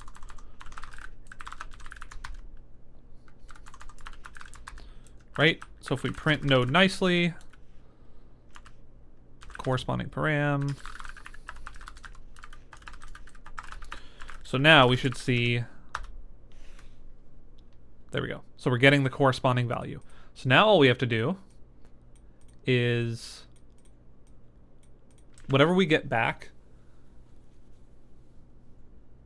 we need to stringify.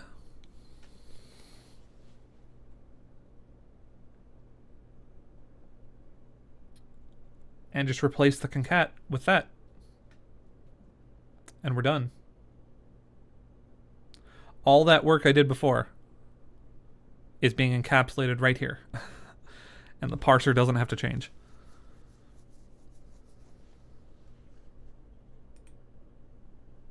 Hey Tofu, I'm doing alright. It's been a while. How you doing?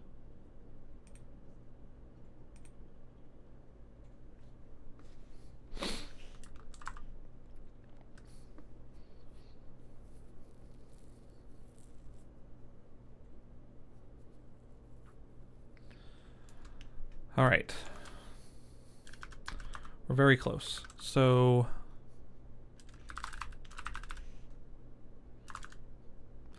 can we just get the, yeah, we just get node as string is all we do.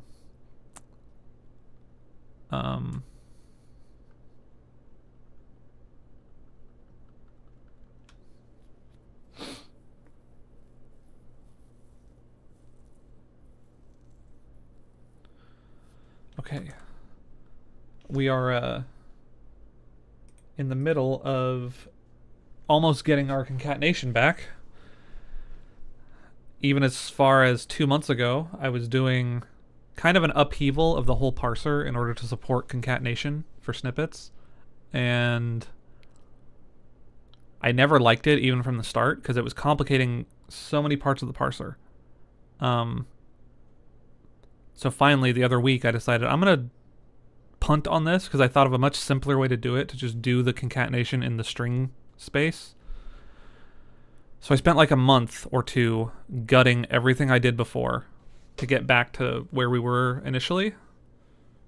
Albeit there are some improvements to the parser because all that work I had done did improve the parser logic in a lot of cases. But I'm on the home stretch of getting this new version of concatenation working and didn't really have to touch the parser at all. So pretty happy about that.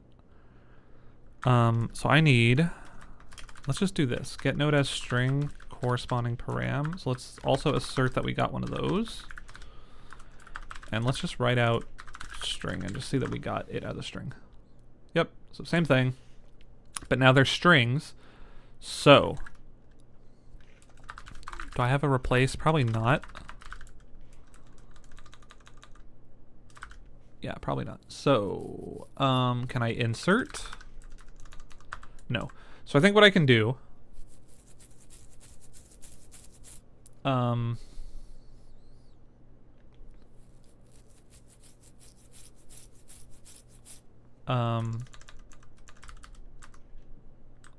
we'll say left-hand side, and this will be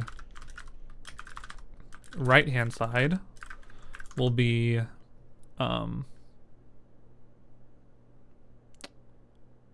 I guess just cursor, right? So theoretically, I should be able to say identifier left-hand side plus that plus identifier right-hand side, and that should be the whole thing.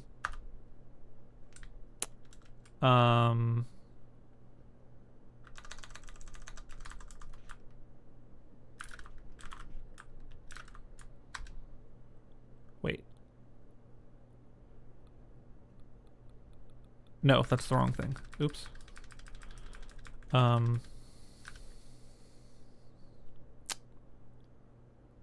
That's not right. We have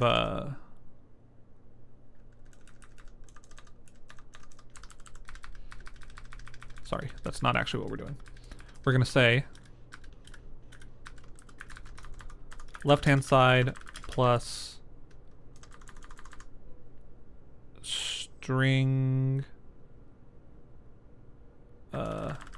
concat plus right-hand side. So what are those? Left-hand side is substring name from 0 to start -1.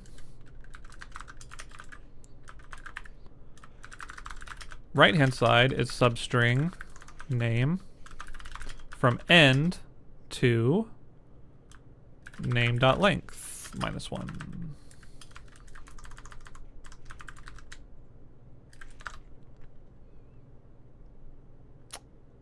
Or not -1. I thought that was inclusive though. Is it not?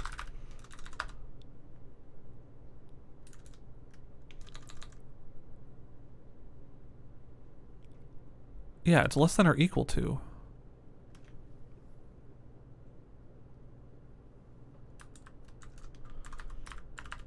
Is it, does concat have that in it?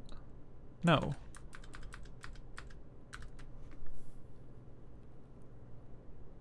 Oh, this should be n+1.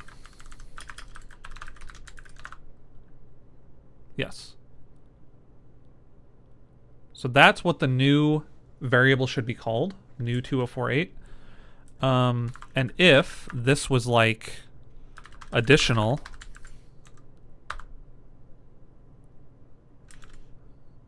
oh, we don't continue parsing that properly. Oh, I didn't That's a problem in the lexer.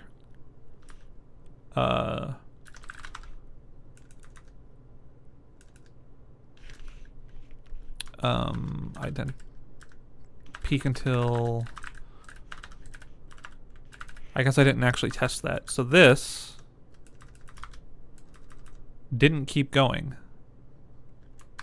Let's debug that, actually. In the lexer.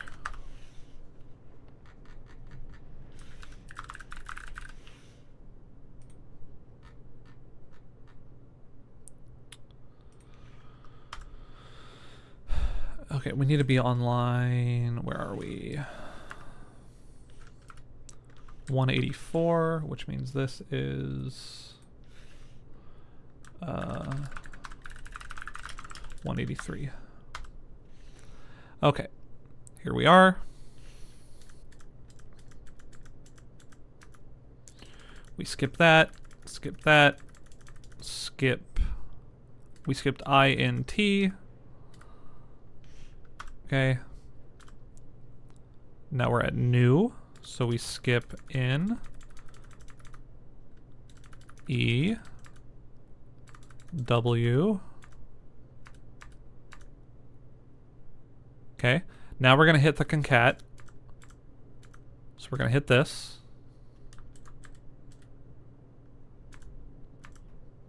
Right? So we're going to skip concat here. We see that it's a concat directive. Skip past it. We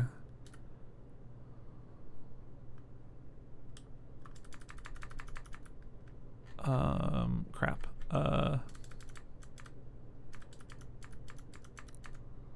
Let's go back here. Can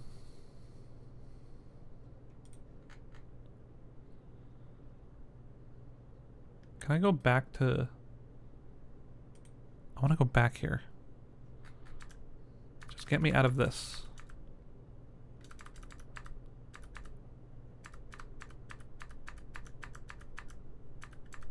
There.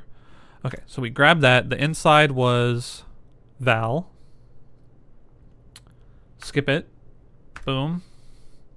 The next thing should be a parent, which it is. Skip it. Okay. We successfully skipped past that. So we should grab this additional next.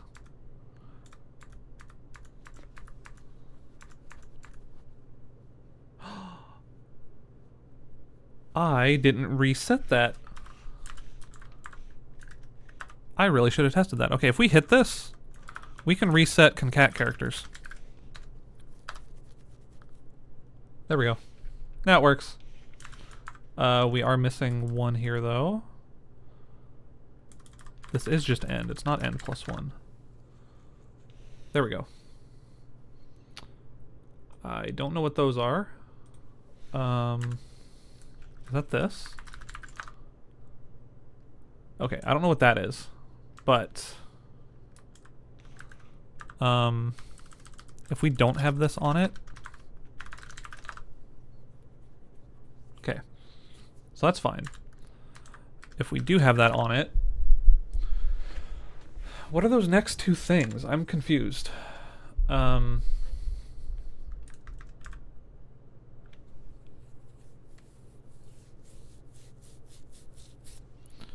Are we no longer remove concat flags? Are we not doing that? No, we are. We definitely are.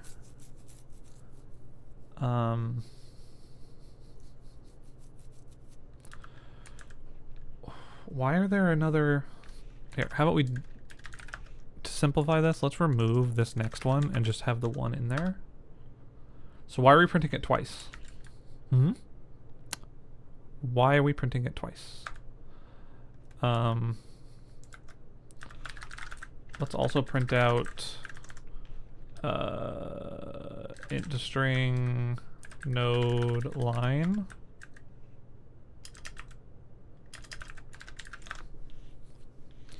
Is that line number? Okay, they're both the same one. I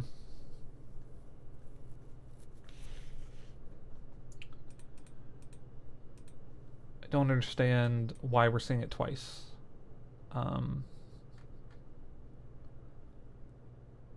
So before we do this, let's print node nicely snippet dest.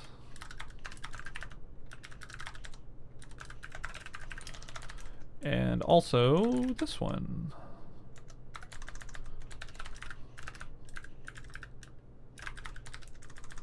Say this was C, and this was D. Aha. So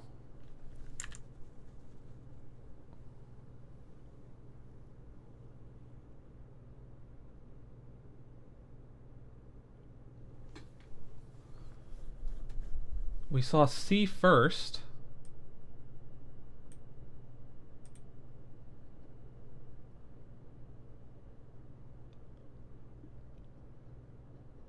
Right, we see C. Then we run concatenate on it. So then we actually... Oh, we are doing it twice.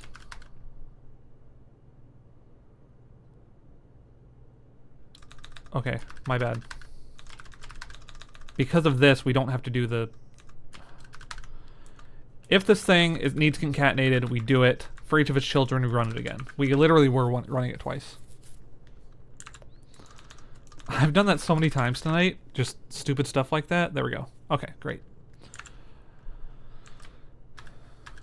Okay, so short string final is what I just had. Left-hand side plus concat plus right-hand side.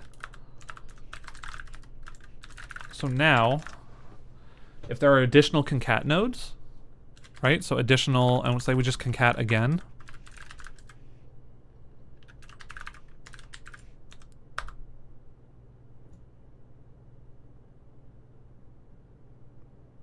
Ooh, we only did the last one.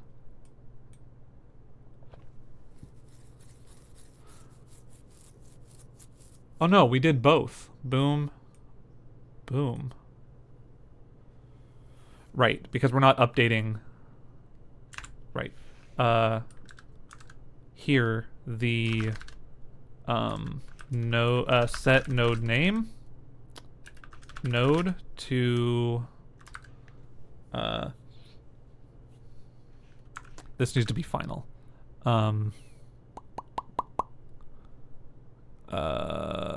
Parser set node name. We need one of these that takes a string.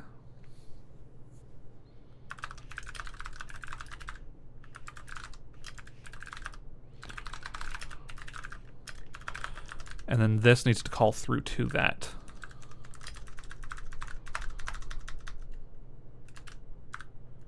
Set node name, node text. There.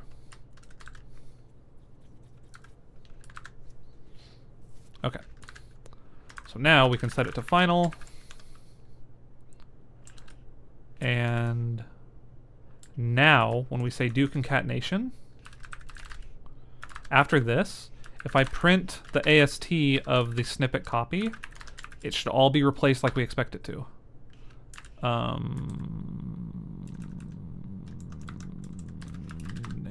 Wait. Oh, this is not text anymore. This is...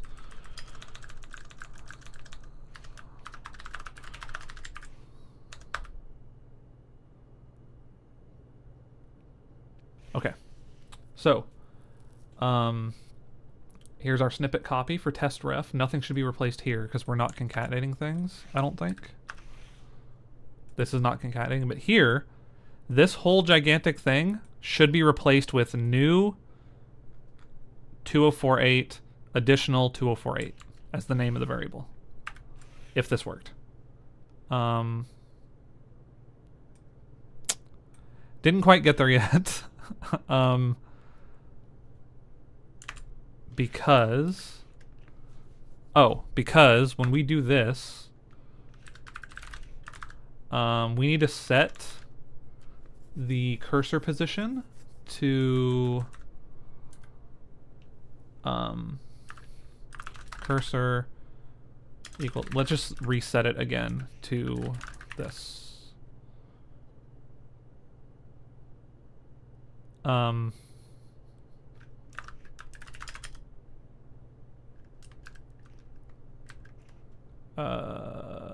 Get name from node. Just do that again.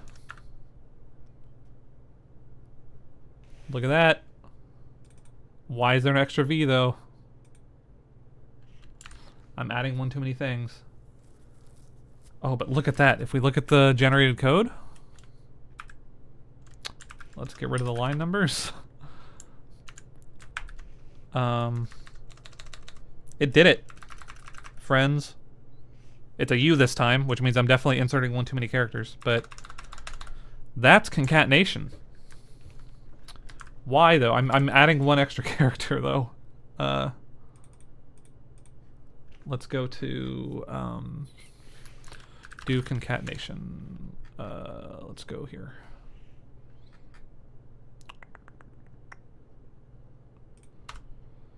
Okay, let's go in here. The name is this whole gnarly thing. Wait, why is there a U after it? 1, 2, 3, 4, 5, 6, 7, 8, 9, 10, 11, 12, 13, 14, 15, 16, 17, 18, 19, 20, 21, 22, 23, 24, 25, 26, 27, 28, 29, 30, 31, 32, 33, 34, 35, 36, 37. Okay, that's right. That's right. So cursor. Boom. It's not a concat, so we skip the new. There. Start is name.length minus cursor.length. So the start is at 3, right? That's the start of our concat. We skip over the concat part, grab the identifier, skip the closing paren.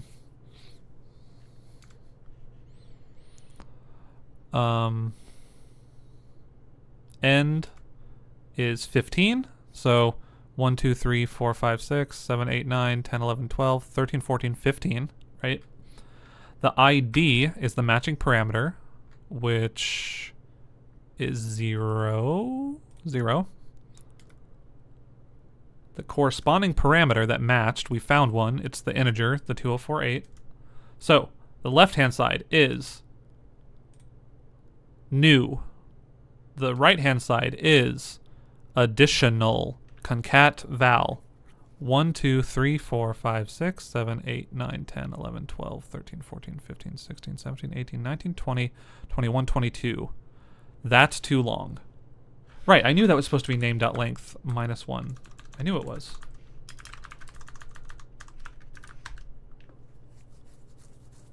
We'll do this.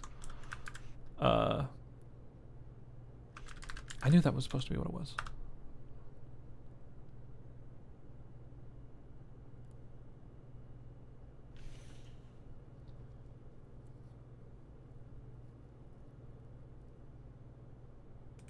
This is not Emacs, this is 4Coder.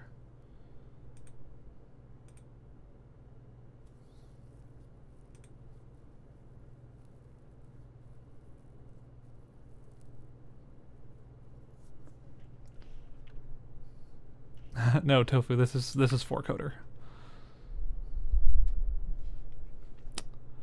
Okay. I figured because someone else just asked that, so it's fine. So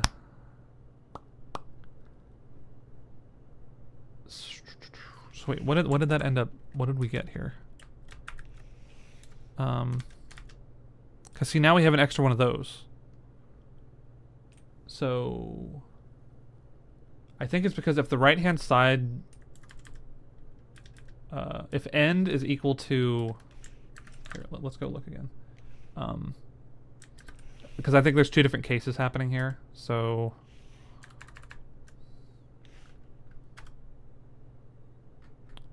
crap. Let's go in here. Okay, so in this first case, start is 3 and end is 15. So 0, 1, 2, 3, 4, 5, 6, 7, 8, 9, 10, 11, 12, 13, 14. So end should be 14, actually.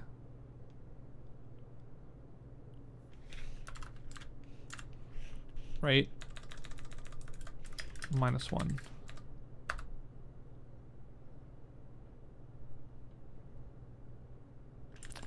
But then this can't be -1.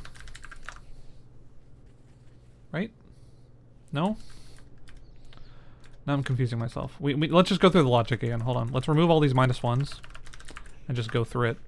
That's what I was going to do, and then I stopped myself.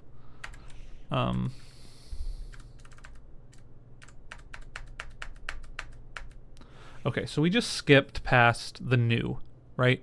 So the cursor's length should be 3 less than the actual name's length. So the start should be 3. 0, 1, 2, 3. So that's right. Then we skip 8 characters. Grab until the cursor sees a paren. Skip 1 more. So now we're at 22. The end should be 15. 0, 1, 2, 3, 4, 5, 6, 7, 8, 9, 10, 11, 12, 13, 14. And because it's inclusive, that should be -1. That I firmly believe in.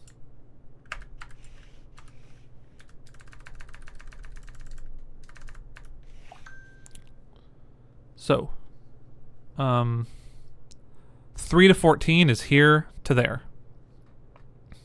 Right? So now, the left-hand side should be from 0 to 0, 1, 2. Right? Because this is inclusive of the end index.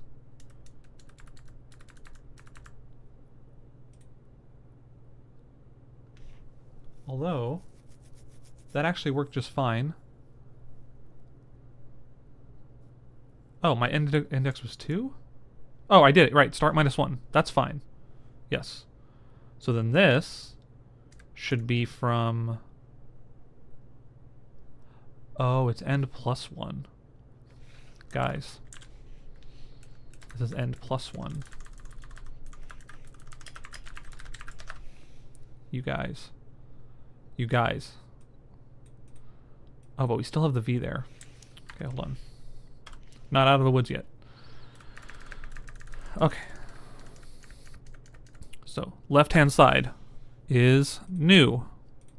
Right-hand side is from end +1. Right. To, this is length -1. Because it's inclusive, we're going off the end of the string. Look, it worked. Although, why does this have a... Okay, it did not work. It looks like it worked.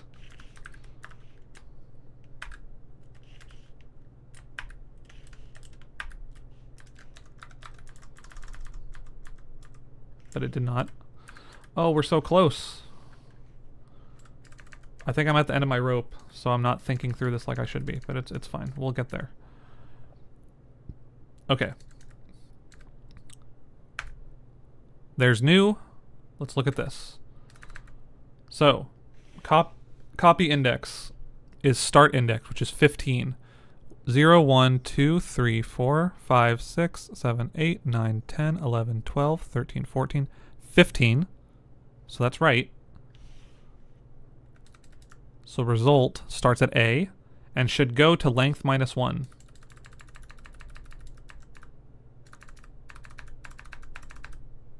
There's additional. Concat. Val. Closing. Done. Great. So now the right-hand side is additional concat val. And the concat part is just the 2048. So that's all fine. Final is that whole thing.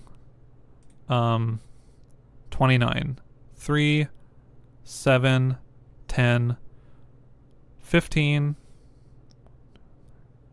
20, 25, 26, 27, 28, 29. That's correct. Boom. Now we go again. Here's the cursor. We can skip all the way to the concat here, so I'll just skip ahead. There we go. Start is 17, which would be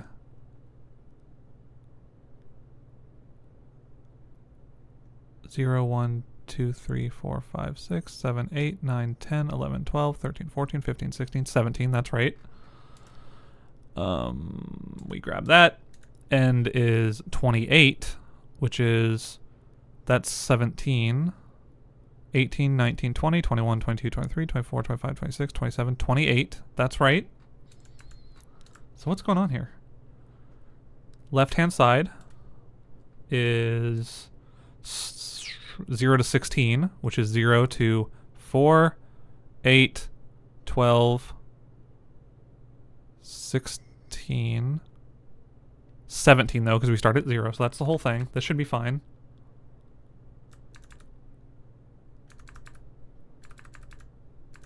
There we go. Left-hand side is fine.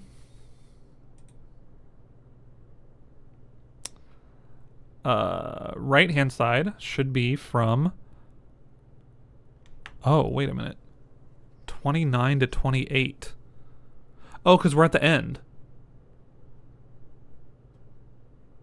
We're at the end. We ran out. So,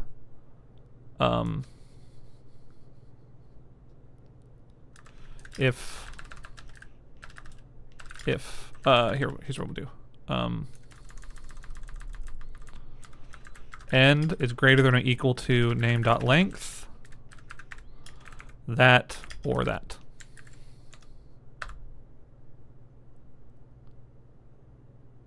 No. -1.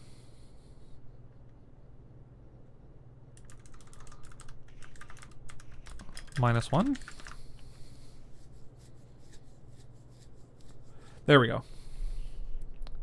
And it actually worked. That worked that time. Because we were going off the end, we have to detect that case, and in that case, don't grab anything for the right-hand side. Which is honestly, that's probably a problem with these substring functions, because they're inclusive. Like, there's some weirdness there. They probably shouldn't work that way, but they do, so... We live with what we got. But there we go. We concatenated. So now, if I go back to main here, let's get rid of this additional part and just try to print out the variable. Or no, let's just create the variable. So we're creating new whatever value I pass. So here we created new, and we'll call this new just because. Simple. So there's our concatenation, right? It's a snippet called new that takes a value. It creates a variable called new, whatever the value is, and sets it equal to 5. So if I make new 314, I should be able to write, or printf, new 314. That should just work. There we go. And in fact, I can give it a value. I'll give it the same value that it has. How about that? Instead of 5, I'll set it equal to value.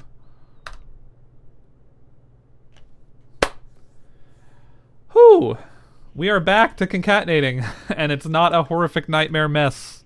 The parser is not having to change at all. Let's get rid of these printing. Print AST.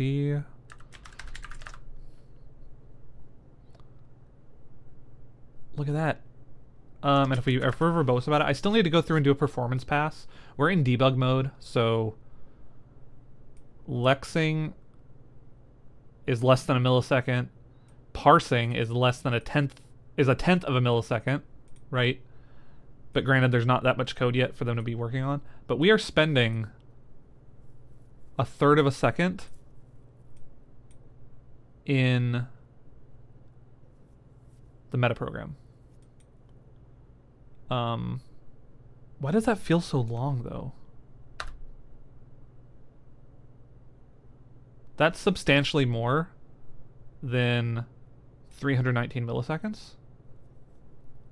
Substantially more. 1,000, 2,000, 3,000. I think I'm just calculating that wrong. Let's go look at that really quick. Keep in mind, we're in debug mode, so that's why it's taking so long. Normally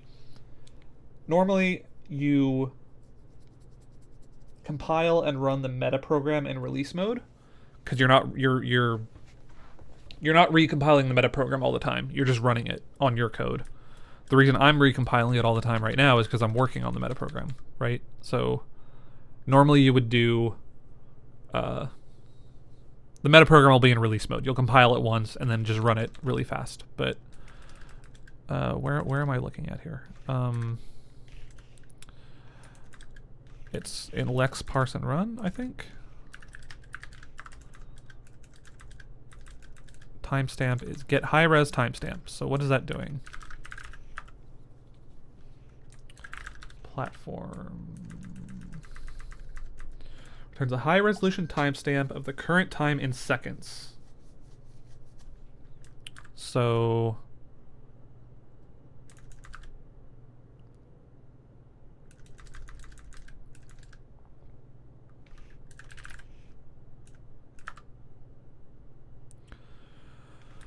print final output.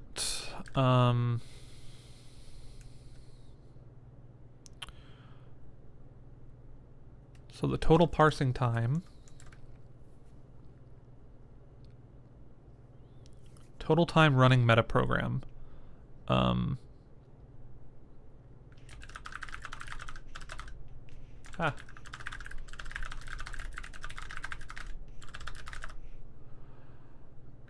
let's see.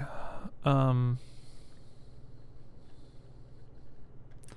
about at the end of this? Let's just print this out really quick. Int to string stats total time running metaprogram. What do we think that is?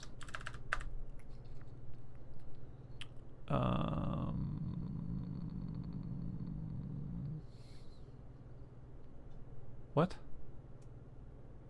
Oh. That's weird.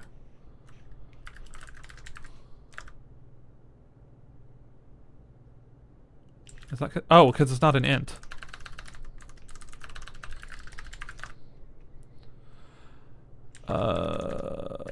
I need precision. Is that what that is? 0.31. Okay, we're taking more time somewhere that I'm not accounting for.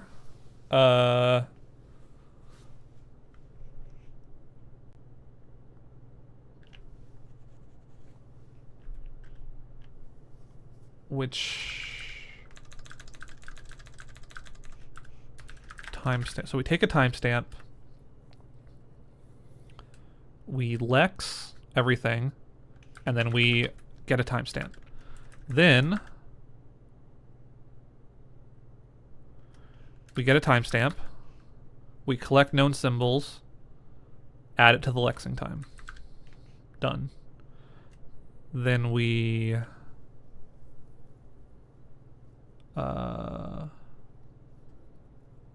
init the parser. So that's all fine. That's not doing anything. We get the timestamp.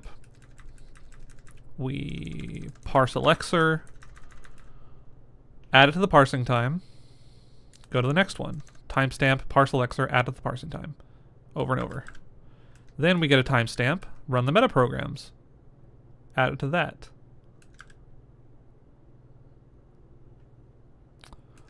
So what the hell is taking all of our time then after we do that?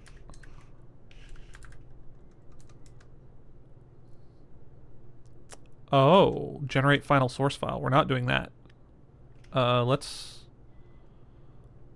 where are our stats? F64, total time generating code. Let's do that.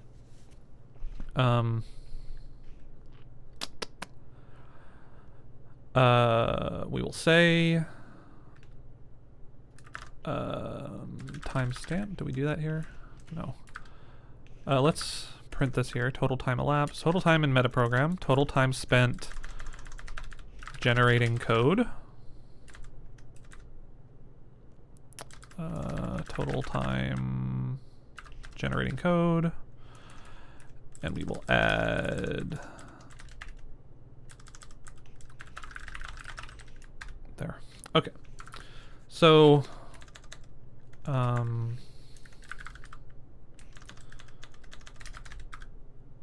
is this a F64?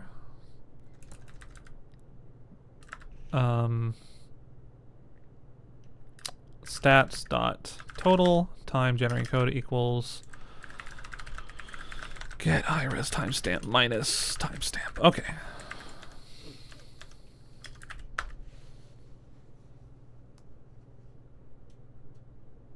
Yeah, we spend 2 seconds generating code. That's where that time's coming from. So if we run this in release mode, so it takes a little longer to compile the metaprogram, right? But then when we run it, there. So that shot down our lexing time over half. Our parsing time got cut in half. Our metaprogram time got cut by like, what was that? A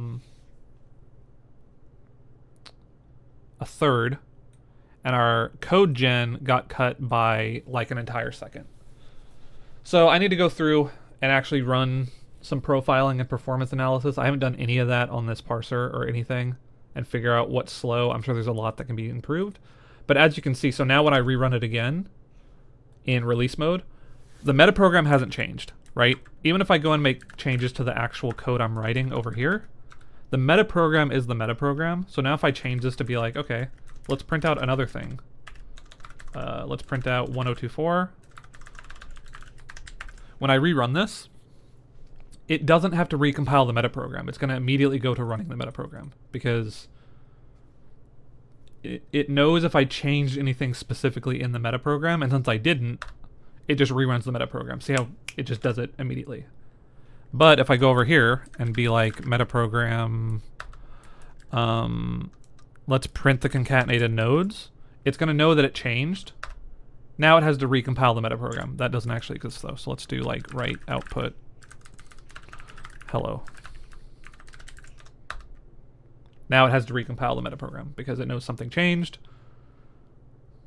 So it'll do that once, but now when I rerun it, it doesn't have to recompile the metaprogram. Even if I go over here and let's make even more changes, right? So that's kind of how that system is supposed to work. So once you have your metaprogram working, and if you're working on the metaprogram, you would typically come over here, run it in debug mode, so it compiles really quick. It runs a little slower, but you're going to be working on the metaprogram the whole time. Then once your metaprogram is doing what you want it to do, from then on, you will just build it in release mode, so then your compile times go down real short. So, yeah. Oh, that's so exciting. Okay, great. I'm a little worried once my code gets a lot bigger and the metaprogram's doing a lot more things that these numbers, well, even these numbers, the lexing should be pretty linear. It should just go up linearly, and it's already taking less than a millisecond. So that's fine. That's like nothing. Parsing is also taking a 6% of a millisecond. So I'm not worried about these. Even if the program gets really large, those should be lightning fast. Running the metaprogram, generating the code are both incredibly slow. And the reason is, I can tell you right now, is because all of the stuff we're doing where a lot of what the metaprogram is doing these for each node of type. It is looping over the entire tree. So here's the program's tree. Here's your AST. All the things your metaprogram wants to do involve going over your tree and manipulating it, right? Here's the tree for even just this simple program I have right now. Here's the whole tree, right? It's all of this.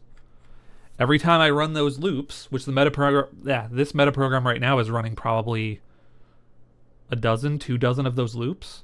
It's looping over this whole thing every time. And I knew that was slow, but it's written in such a way that they're really these macros right now. These kind of gnarly, hard to look at macros. They're just for loops, right? You can see they're just for loops. I can be way more intelligent about that pretty much anytime I want, as long as I can keep them working as a for loop. So I could like the parser knows what all my types are. It can just cache it in like a hash table or something, or individual arrays, or linked lists of nodes. Like there's a lot I can do to speed this way up. Right now I'm not worried about it. Lexing, parsing, metaprogram, code gen, all that happens in less than a second on this small code. But even if it's less than 5 seconds on big code bases, I'm comfortable with that. But I will definitely speed this up in the future. That's definitely going to happen because that is just a lot of time wasted. Because in total, we are spending 3/4 of a second in my stuff, and then 0.03 seconds handing that off to C. Because all the stuff that I'm doing is resulting in this file. Right? This final file. This is what we're handing to C, and it's compiling this in 0.03 seconds. So, but yeah, man, that's awesome. I have concatenation working again. It doesn't work everywhere, so like I have to do here that we can remove this too. It won't work here. Basically, it only works where identifiers are right now. So this function call, I think, should be able to take it. So if I do like name, well, first let's just try test snippet on its own. Test snippet 55, does that work? Yep. And then we will say, let's give it a name, and we will concat in here, concat name. So now this should fail, right? It doesn't know what test snippet is, check parameters. So let's go do that. If I pass this like rint, okay, I'm passing it rint, it should replace that with rint. So we should get printf. And it didn't. Why? Let's see. Test snippet. P concat name F. So then at the call site, what did we get? P. So it didn't do it. It didn't concat the function call. Interesting. Replace snippet calls. Because it should have done that here. Let's once again print our concatenated things. Let's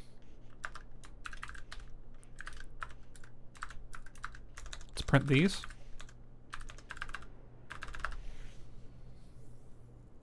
And see, this is where you don't want to do release mode because it takes forever. Okay, yeah, we don't even see that as a concatenated node. So function calls, let's write that down because I'm getting tired. To do function calls don't seem to register as concatenated nodes,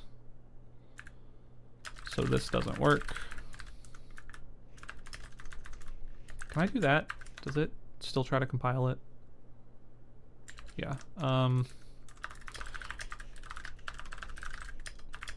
Should we just ignore code between if zero statements directives in the parser? We don't currently. Okay. So that's fine. We can save that for now.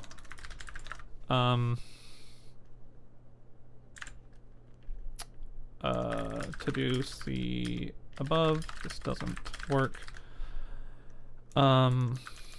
What about the name of a variable, right? So we are doing that here already, so that's fine. What about the parameter to a variable?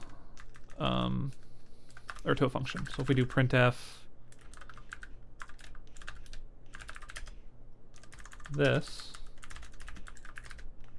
now it should print that twice. Which it does. Okay, so that does work. It's just the function name that doesn't. God, I wish I knew why.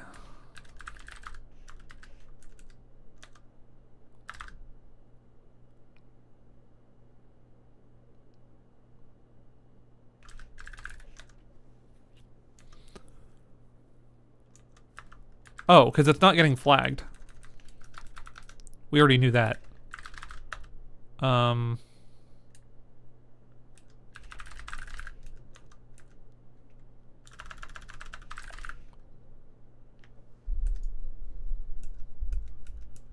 Didn't I have a to-do in here? No, that's casting. Parse as function call. So it's the expression, right? So here, parse as function call. Parse expression leaf.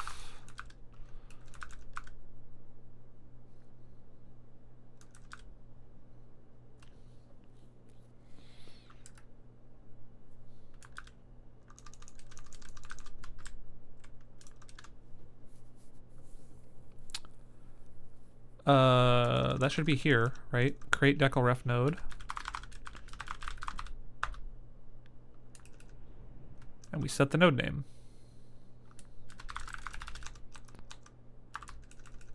Oh, we don't do function call in here. That's why.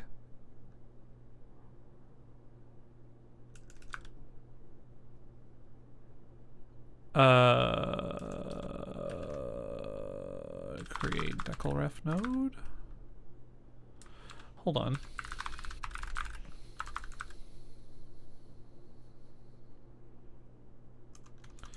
So we set it equal to the expression. Now I'm really curious why this isn't working. So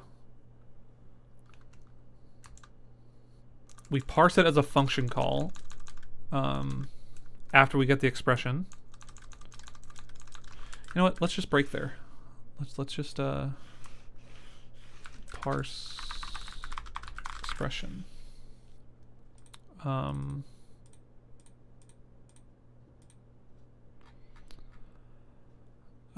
Here we go.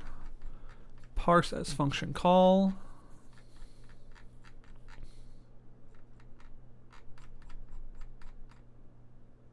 Here. Let's break here. Okay, left is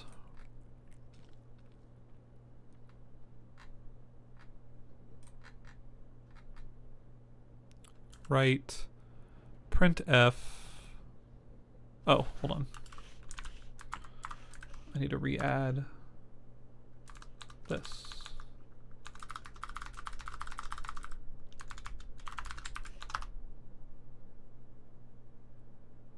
So we still compile. It's just when we try to call it, it doesn't like it. right. Here we go. So this, the decal name,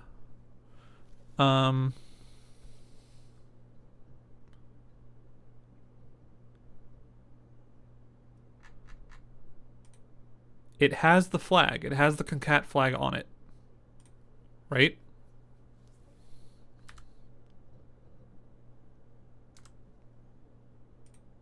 So it has it. So when we give it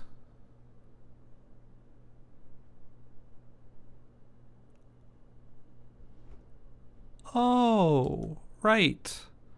Expressions aren't children. The expression in a function call used to be its first child. And I didn't like how that didn't match function decals, where the first child, it's like the parameters are first. So now I changed function calls.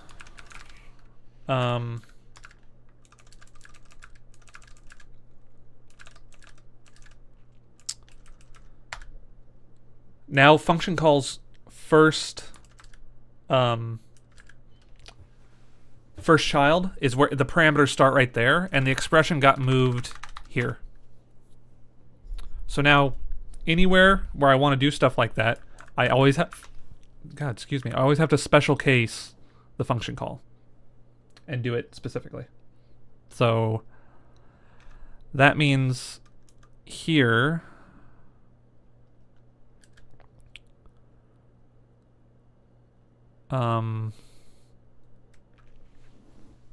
set node name, right?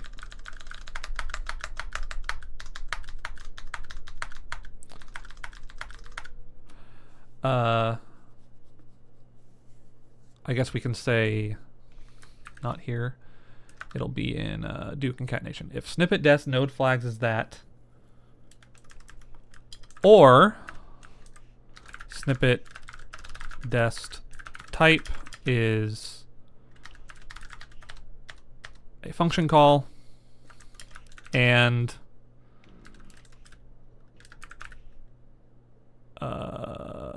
well, this is actually going to be more work than this, and I don't feel like doing it tonight, because then this has to change to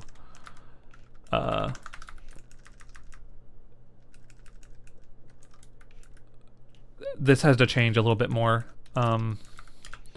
Doesn't work with function calls. Think hard about how to utilize set node name and get name from with respect to function calls, so that you don't really have to special case this, although you might end up doing that anyway.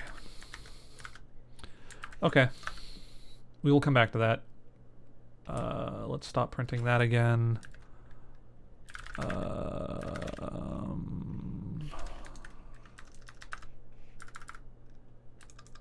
Wait, where's that? Lex and parse. Let's parse and run metaprograms. Stop printing that. Okay, I mean, I'm going to call that a success. Concat is not working to its full extent yet, but the fact that you can define variables, and you know what? I bet you can do everything else too. So where's the one where I define a function? Do I still have it here? No. Let's make one where we define a function. Snippet make new function name, and we'll say int new function underscore name, please.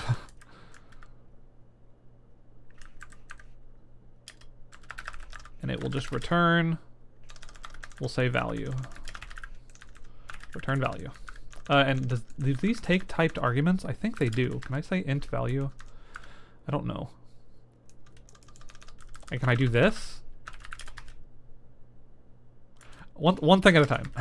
Let's do one thing at a time. Let's make this just be this first. And let's do make new function hello 55. Or let's say 49. Then down here I should be able to call new function 49 please.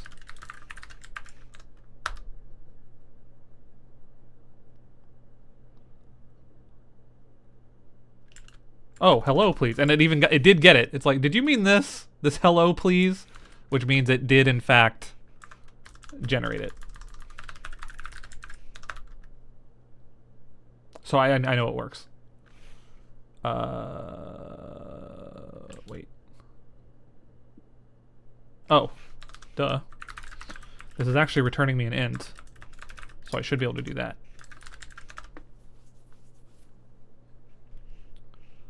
There we go, 49. Dude. Okay. But now, can we do this? Can I give this a value, or a type? Yes! Is it type checked properly? So can I do... can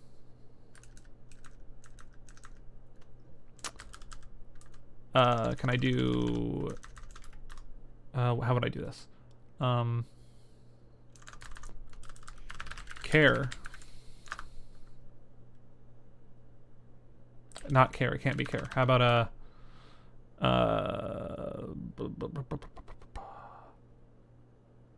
geez, I don't know. Not void. What doesn't convert? Const char star.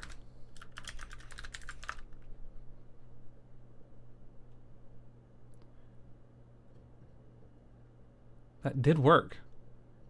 Expected argument of, wait. No. No.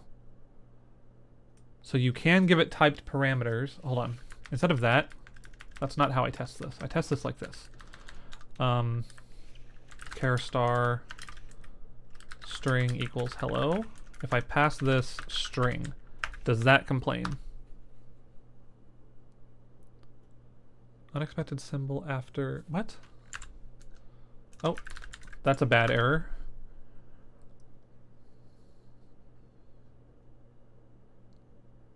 Oh, God.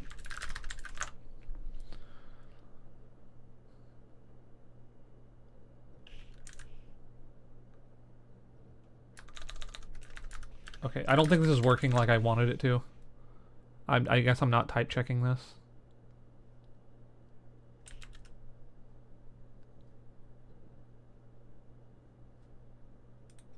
So I don't know why you can do that. I'll have to double check that. Okay, but can I do this though? This is the question. Can I do that?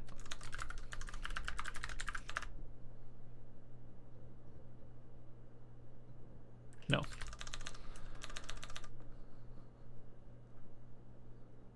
Wait. No. That's only for any params. All that stuff is stuff you might want to do. I don't know. You know. Can I do type here? Does that work?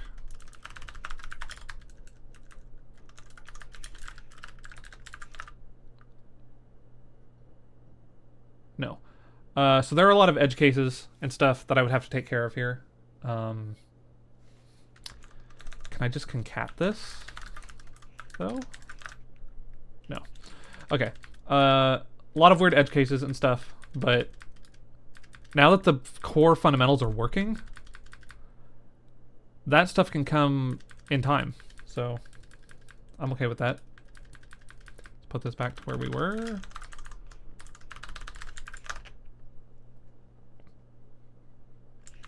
Cool. To do meta, a lot of concatenation / snippet work to do. For example, I should be able to parameterize the return type here I should be able to concatenate it to. I should also be able to try to figure out why I allow typed params in a snippet, because that decision doesn't make a ton of sense to me right now. Let's date this.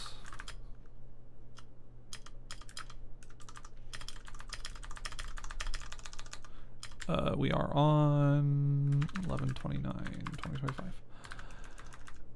Okay.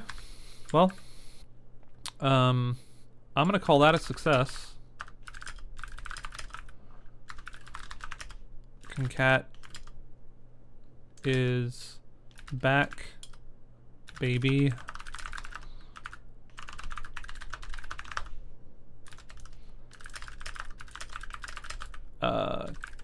Basic concat on identifiers is functional again. Plenty of examples or plenty of work to do still. Okay, cool. I think I'm gonna call it a night. It's late. It's also really cold. Thanks for watching, everybody. Thanks for hanging out. It's nice to see you again, Tofu. I know it's been a while. I keep saying I'm going to try and do this more consistently, and then I end up not doing that, but I promise I'm trying, and I will try to continue to do more. So I appreciate you watching. I was honestly on a hump for a really long time doing this concatenation stuff and gutting all that old work and getting to where I am now. I suddenly feel a lot better about it because I've been able to turn on all the metaprogramming stuff that I'd turned off before while I was trying to get this stuff to work. And seeing it all working again is reminding me why I'm so excited about this. So yeah. Thanks again. Everyone have a great night. I'll try to stream tomorrow, I think. I'm on a roll this weekend. So yeah, I'll catch you all next time.